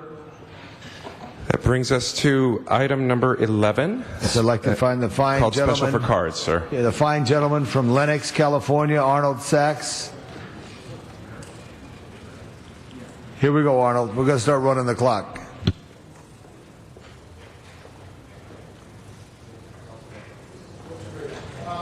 Actually, I'm really disappointed. I talked to the Sergeant at Arms. I had a question regarding one of the items on the agenda today, regarding what the overtime is for LAPD. And he's mentioned that they don't get overtime, that it's transferred into time off. Because for some reason, I put a card on item number 8. That's the question I asked him about overtime. And according to the controller, this will have no impact on the general fund. That this grant that they're going to get from the University of Berkeley, University of California at Berkeley, and it'll have no impact on the general fund. But the time off that's the overtime is transferred to, that will have an impact on the general fund. Because if they're given time off, somebody's going to have to take that spot. So the fact that the grant in and of itself will not have an impact on the general fund means absolutely nothing. The important part is once the transfer of that time requirement is made to time off, that will have the impact on the general fund. And it would really be wonderful, I know it would really be a change in policy for you to connect those dots like that. Because you sound so phony when you pat yourselves on the back for the wonderful job you do, and then when people in here in the council chambers notice that gap, nothing is ever done or said about it. What was the quote? People that don't want to tell the truth, fear them. Don't speak up, fear them. All right, stand around. You're going to speak in another minute, Mr. Sachs. No one on the speaker queue. Let's open the roll, close the roll, tabulate the vote. 10 ayes. Forthwith on that item, please, forthwith. Item number 14, Mr. Clerk. Mr. President, that brings us to item 14, called special for cards. Mr. Sachs, please, your card. Sir, thank you. You may have heard the Expo Rail is opening up this weekend. And I'm sorry Councilman Parks is not in the room, because I'm sure that he'd want to be riding in the front car with his friends, Supervisor Ridley Thomas and Yaroslavsky. And can you believe that on the MTA maps that the color of the Expo line is aqua? After all the work Councilman Parks put in to make that color rose, the argument that ensued at the MTA meeting when the funding was being decided about the construction authority, it was almost World War IV. But come out and join. Oh, by the way, the first 50 riders are free. Well, everybody's free, but MTA's counting. So the first 50 riders will be free. Thank you very much. On this item, we're going to vote now to continue it 1 week to May 1st. Is that correct? We will continue to May 1st, sir. Correct. Okay. So let's open the roll on continuance. Close the roll. Excuse me, Mr. President, would you like to close the public hearing on that matter? Yes, let's close the public hearing on that item. Very good, sir. So open the roll. Close the roll. Tabulate the vote. 10 ayes. 10 ayes. Next item. Mr. President, that brings us to item 15, called Special for Cards. And before we do that, there's a very special presentation. I'm going to call on the great councilman of the 13th District, former City Council President, as he makes his way to the podium here in John Farrar Chambers for a quick presentation. Mr. Garcetti. Thank you very much, Mr. President. Thank you for the accommodation. Today, colleagues, we want to recognize and congratulate Dr. Mahfouz Michael. And while Dr. Michael may be surprised at this recognition, anyone who knows his work and his commitment to providing quality, affordable health care in our communities, especially in the Latino community, knows that it is a well-deserved honor. Dr. Michael is the founder of the Clínica Médica San Miguel, which has provided round-the-clock medical attention to thousands, tens of thousands, probably hundreds of thousands of Angelinos for the past 30 years. He's an exemplary role model not only for his staff and patients, but for all of us who advocate equal access to a quality life in Los Angeles. He is an incredible success story himself, and I just want to take a couple minutes here to tell you a little bit about his journey. He arrived in the United States in 1977 with his doctoral degree and attended the residency program in surgery and family practice, as well as the emergency room at then Martin Luther King Hospital. But he established his first private practice in the city of Huntington Park, founding the Southern California Surgical Medical Group. But in 1986, it became the Clínica Médica San Miguel, which was committed to providing affordable health care to immigrant families. In 2007, they celebrated their 25th anniversary of serving the community, and now we are celebrating 30 years today. He is a recognized medical doctor from the United States Customs and Immigration Services.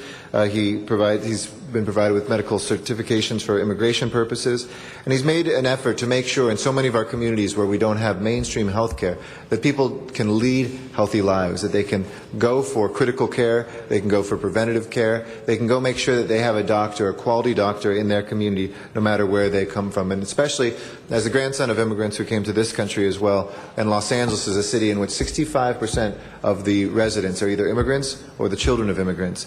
You look here in this city about how important it is in our community for folks to be able to fill that need, and nobody has done it with more grace, more skill than Dr. Mahfouz Michael.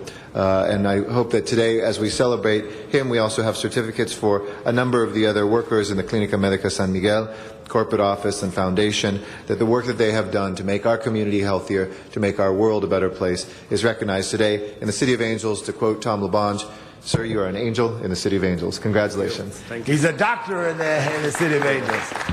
Would you like to say a few words? Sure. Thank you very much for introduction, and thank you, Mr. Eddie Garcetti. As you know that I came from Egypt in 1977, and I made my decision when I was in high school that I go to medical school and then I come to United States. And me lived in another country, and then I came here. It's completely different to see how lucky we are in the United States. We have freedom, we have safety, and I guess we have a lot more than that. But freedom and safety is very important for every human being. When you don't have freedom, when you don't have safety, you are missing very much, almost your life. Anyway, I just want to thank everybody here. Thank you for your support. Thanks, Mr. Eddie Garcetti. Thanks all my staff and all my doctors and the nurses. They have been working very hard to serve the community. As Mr. Eddie Garcetti said, I did a few years of surgery, family practice, emergency room, and Martin Luther King. So I really know the needs of the community. Our clinics, Clínica Médica San Miguel, serve the community. We have 3 urgent cares are open 24 hours, and I believe that's what Los Angeles needs. I would love to help a little bit more, and I'm doing my best. And again, thank you very much. Thank you very much, Doctor, and thank you, Mr. President, for allowing that. I want to thank Francisco Rivera, our President and CEO of the National Central American Roundtable, for bringing Dr. Michael here, and all of the staff members and the team from Clínica Médica San Miguel, thank you for making this world a healthier place. Thank you very much, Mr. Garcetti. Congratulations, Doctor. And I love the way you mentioned your staff and the nurses. Can't do it alone. Give the doctor another big hand right now. Mr. Clerk, let's return to the agenda. Mr. President, that brings us to item 15, called Special for Cards. Okay, item 15. I'm going to call Special Arnold Sachs. Mr. Sachs?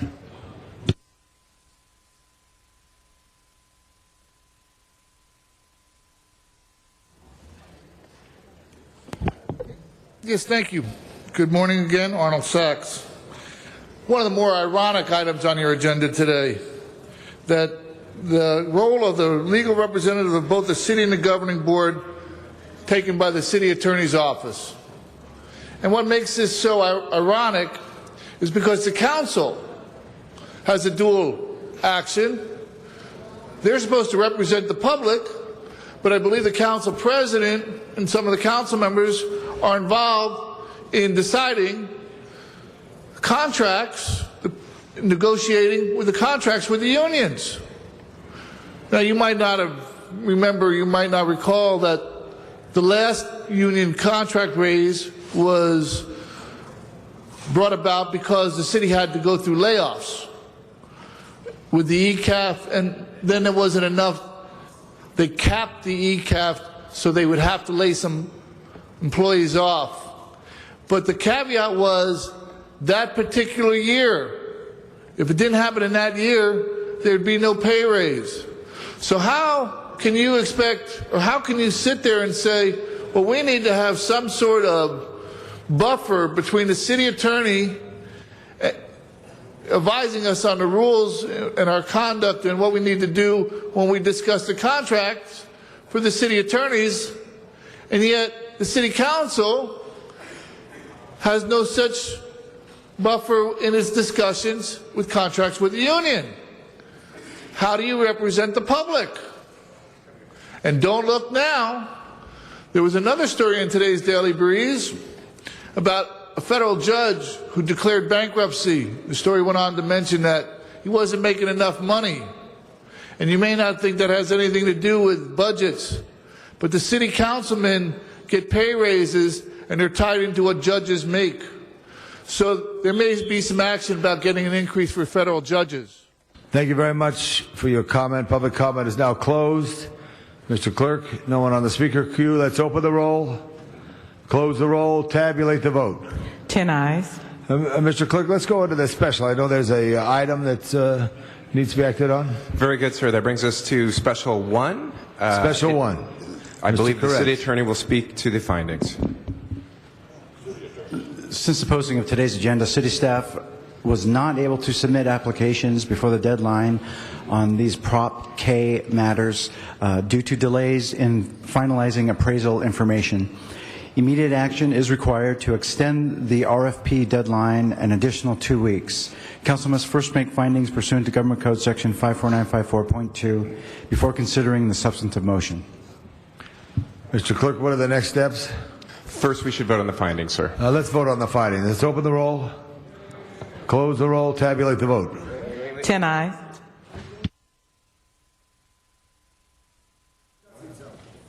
Huh? Let's just discuss it. Why did this come to my committee? I know. We've got to listen to Mr. Koretz. It's special right now. Okay. Mr. Koretz.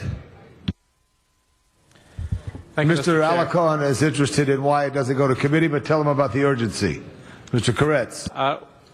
We're asking council to pass this motion so we can extend the time period for projects that were not submitted at the deadline of 3 p.m. on April 26th. In 2005, the council acted in a similar manner on Prop K to extend the timeline because similarly projects did not have adequate time to be submitted. Our motion will give authorization to the Prop K committee to extend the time frame so that projects can be submitted. The precedent for this is file number CF05-1483. And I believe in reality, The filing was only short a few minutes, but the extra time needs to be provided for at least one of these. There's at least 2 council districts affected with projects. Thank you for that explanation. Members, are there any questions? Yeah. Why? I'm still wondering why this didn't come to the attention of the chair of Arts Parks Committee. Well, let's ask the maker of the motion, Mr. Koretz.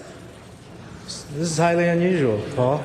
I'm not sure that everything else was able to be submitted on time. I know the 2 remaining ones missed by a very short period of time. This is something that should be heard in committee. Well, no, I think there's an urgency here to try to, it missed it by 10 minutes, so let's just vote on the matter there. No, I'm, okay, I asked for a no vote. Okay. This is bullshit. Thank you. You don't do that.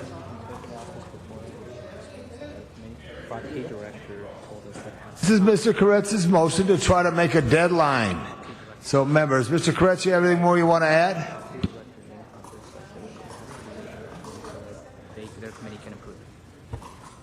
Mr. Koretz?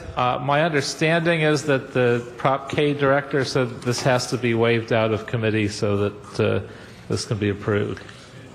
Okay, I understand that. Let me ask a question. What difference would it make if we hold this over to Tuesday so you could brief Mr. Alarcon and tell him the importance, and this is no different than what we would do for anyone who missed the deadline. Mr. Englander? My only concern on this is that we've got, I believe there's other projects that are pending as well that on the deadline could jeopardize some of those RFPs that by pushing those off, that's why You're not going to push them off as a 10-minute deadline. Well, I know, but by extending it 10 minutes would have been fine, but this extends it way beyond that, and those projects then are in jeopardy. All right, so Mr. Koretz, would you want to feel comfortable to lay it over to Tuesday so you could inform this, or do you want to vote on it now? What is your choice? Honestly, I'm not clear whether legally this causes us any problems with the RFP waiting a few days before we extend it. So I may be lacking in the technical information to know whether this gets us in hot water or not. I don't know if we have anyone here from our city staff that could answer that question. Good. Mr. Miller could solve this. We have people that didn't submit.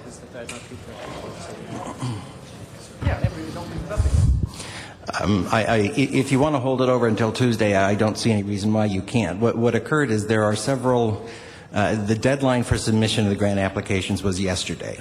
There are a handful of projects that we're aware of that we're not quite able to meet the deadline. The council has done this in the past. All this does is officially extend the deadline for everybody for another 2 weeks. That's the only. Has it done it on Prop K? On Prop K, yes. So it would extend the grant deadline submission for 2 weeks under Prop K. And again, everybody will have the opportunity, so legally we're fine. It's not as if those few projects they were aware of that we're just not quite able to meet the deadline are the only ones that can respond. So we're just generally extending the deadline 2 weeks. The council has done this before. Okay, so members, you have that explanation. Mr. Alarcon, do you have anything you want to add to it? Are we going to hold this over? No, we're going to vote on it unless he wants to hold it over. What do you want to do, Paul? He said it's not going to cause any problems. I understand that. Well, since we were originally told by the Prop K director that it had to be done today, okay. Well, Mr. Miller just said it did, so here's the thing. You want me to walk out? No, don't walk out, Richard. We like you too much. Here's what we're going to do. Mr. Miller, no problem holding it over to Tuesday? I see no problem holding it over. Okay, so I recommend we hold it over to Tuesday. Have a chance for Mr. Koretz to meet Mr. Alarcon and the department staff. Continue that to Tuesday. Next item. Mr. President, for clarification, that is Tuesday, May 1st, and would you like to do that without objection, sir? Yes, without objection. Thank you. Very good. That brings us back to item number 2. Item number 2. For Councilmember Zion. Want to deny based on the facts. High crime area, number 1. Number 2, overconcentration. Number 3, they do have a license for off sale, but they want to do on site, and we request that this be denied. Thank you. Request denial. So you want to? How do we vote on that? Vote yes or no? We want to vote. We want to deny it, so we're going to vote no. We're moving to deny it. Moving to deny it. So a yes vote moves to denies it. deny. Mr. We're moving to President, deny. a yes vote would be to deny. Thank you. All right, let's open the roll on that. Close the roll. Tabulate the vote. 10 ayes. So ordered. Forthwith. Next item. Mr. Clerk, next item. Mr. President, that brings us to item number 4. Number 4. Amending motion 4A has been circulated and is now distributed for the council members' consideration. 4A.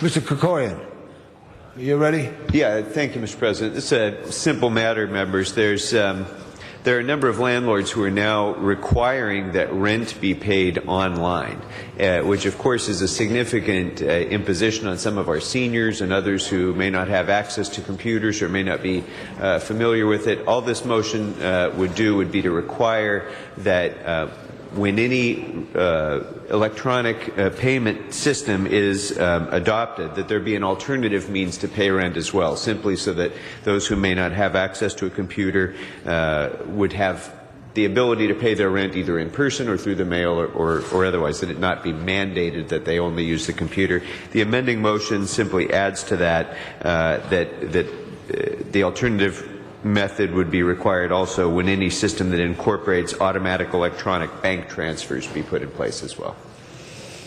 So, ask for your aye vote. Aye vote. Okay. Any other speakers on the queue? No other speakers on the queue. Let's open the roll, close the roll, tabulate the vote. 10 ayes. Next order of business. Mr. President, council has motions for posting and referral. So ordered. The desk is clear. Desk is clear. And now we want to congratulate Ms. Perry and Mr. Parks and Mr. Westwood on the expo line today as they have the grand opening here in an hour from now. Members, do we have any announcements?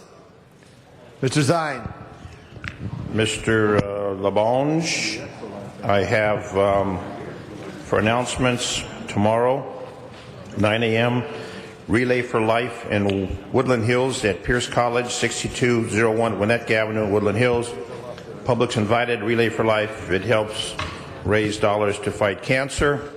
And that again is at Pierce College in the morning, 6201 Winnetka Avenue. And we have at 10 the 2012 Olympic dog hathlon costume contest at Warner Center Park. Bring your dog on out in a costume.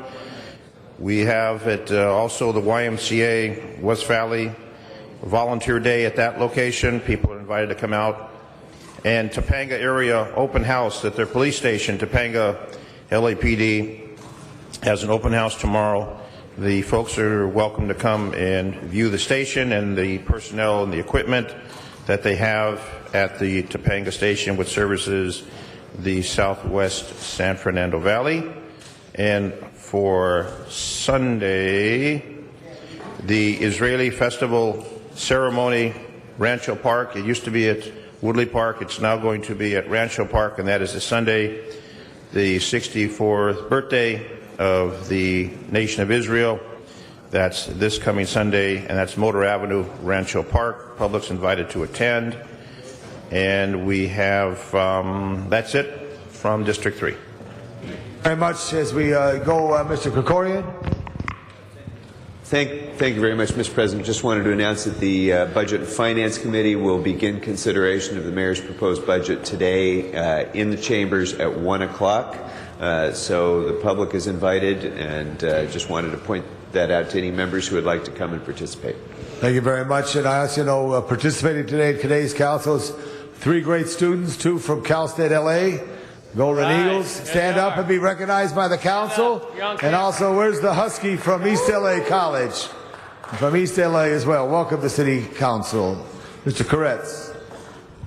Thank you. And in addition, on the Israeli Festival at Rancho Park this Sunday, we ask everyone, please do not park in the neighborhood if you attend. Please go to Century City and park in one of the buildings where parking is set aside. Thank you. Thank you. Joe? Blue Skyino. Thank you very much. It's going to be a great weekend in the great 15th District. I want to remind everyone in San Pedro the 31st Annual Los Suen Alumni and friend reunion run walk picnic tomorrow, Point Fermin Park at 8 a.m. And then if I can ask my friends in Harbor City to join me for opening day baseball at Harbor City Recreation Center to also celebrate the Dodger Dream Field as well. That will kick off at 12:30. Thank you very much, Joe. Mitch Englander. Even better weather in the Northwest Valley this weekend. So come on to the opening ceremony at Chatsworth Porter Ranch Relay for Life, which will be tomorrow at Chatsworth High School starting at 8:30 in the morning. And then we've got on Sunday in Chatsworth at the historic home, we've got the annual Garden Festival at the Minnie Palmer House. That'll be from 10 a.m. to 3 p.m. on Sunday at Chatsworth Park South. Thank you very much. Mr. Garcetti. Yes, thank you. I would like to announce that tomorrow there will be a workshop in Glassell Park that we are holding with HOPE, Hispanas Organized for Political Equality, to be able to encourage and train women who are interested in running for political office. And that will be throughout the morning. If you're interested, go to the HOPE website. You can just Google Hispanas Organized for Political Equality, and they're going to be going through what it takes to run for office. As you know, in this chamber we have one woman left of 15, and a good way to inspire a lot of folks who are out there. And I assume, Mr. Kretz, you already announced Israel Day? Great. We're looking forward to seeing you there. Thank you very much. Appreciate it. Thank you very much. And a very active weekend up in the San Fernando Valley at the Truesdale Yard, DWP Lineman's Rodeo. So come out and watch the DWP skilled and brave linemen climb those poles for a good event. As well as if you want to go to Griffith Park, early in the morning, St. Vincent de Paul Society hike to end the homeless, right by the old merry-go-round. And FOLAR, the Friends of the Los Angeles River, will have cleanups at several locations along the Los Angeles River. And make sure when that river comes down there to Long Beach, Los Angeles Harbor, it's clean, because we want to make sure it's clean. A great weekend for everybody. We have adjourning motions. Let's all rise for adjourning motions.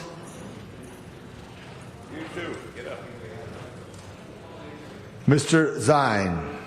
Thank you. Our guests should be rising for the adjourning motion. Thank you. This is for Reverend Dr. William James Foreman, passed away April 2nd.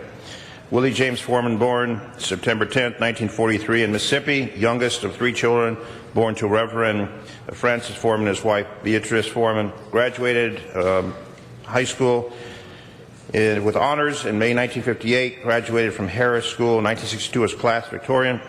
After graduation, moved to Los Angeles, where he enrolled in California State University, Los Angeles, received his bachelor's degree in international relations, attended Claremont College of Theology, obtained his master's and doctorate degree, served Methodist Church in Murrieta, California, and St. Paul Methodist Church in Los Angeles while completing his doctorate. Dr. Foreman held many pastoral appointments in the Methodist Church throughout Southern California, including pastor of St. Mark's, UMC, San Diego First, UMC, Compton Faith, UMC, Hamilton, UMC, both in Los Angeles. Appointed senior pastor of the First United Methodist Church, Canoga Park. On July 1st, 2003, he was still active as a pastor when he passed away. Outstanding record of service in the Methodist Church, having served in a variety of capacities. He, Dr. Foreman, or Willie, as he was affectionately called, had always been a caring person, coming from a background of ministry, made it easy for him to follow in his father's footsteps. Worked tirelessly toward helping and understanding people, took interest in the plight of people in other places, and his ministry took him to Europe, Africa, throughout the United States. His long and distinguished career will never be forgotten. When we look at his contributions to communities, churches, many organizations which he was remembered, most especially his family, survived by his wife Karen, daughters Heidi, Robin, Jamie, 2 granddaughters, other relatives, nieces, nephews. May he rest in peace. That again is Reverend Dr. William James Foreman. Thank you, Mr. President. Thank you very much. And I'd like to ask members if we remember Caroline Visco O'Shea for 62 years, a long-time Angelino. She passed away this spring as a resident of the Shadow Hills area. She and her husband raised 4 lovely children, a consummate homemaker who opened her house and heart to all, is a true champion of those in need. Throughout the many years, she was a volunteer for countless hours at Terra del Sol Foundation in Shadow Hills. A devoted proponent of faith, humor, and all things family, she was avid and expert Italian cook, creating lasting memories for all those who knew her and loved her. Donations can be made to the American Cancer Society. She's survived by her children, Michael, Tony, Anna Marie, and countless grandchildren as well as great-grandchildren. She truly will be missed, Caroline Visco O'Shea. We stand in reverence to her. Members, that concludes today's meeting. Have a good, safe weekend. Continue to enjoy and love Los Angeles and serve the people of the Los Angeles city well. Thank you very much.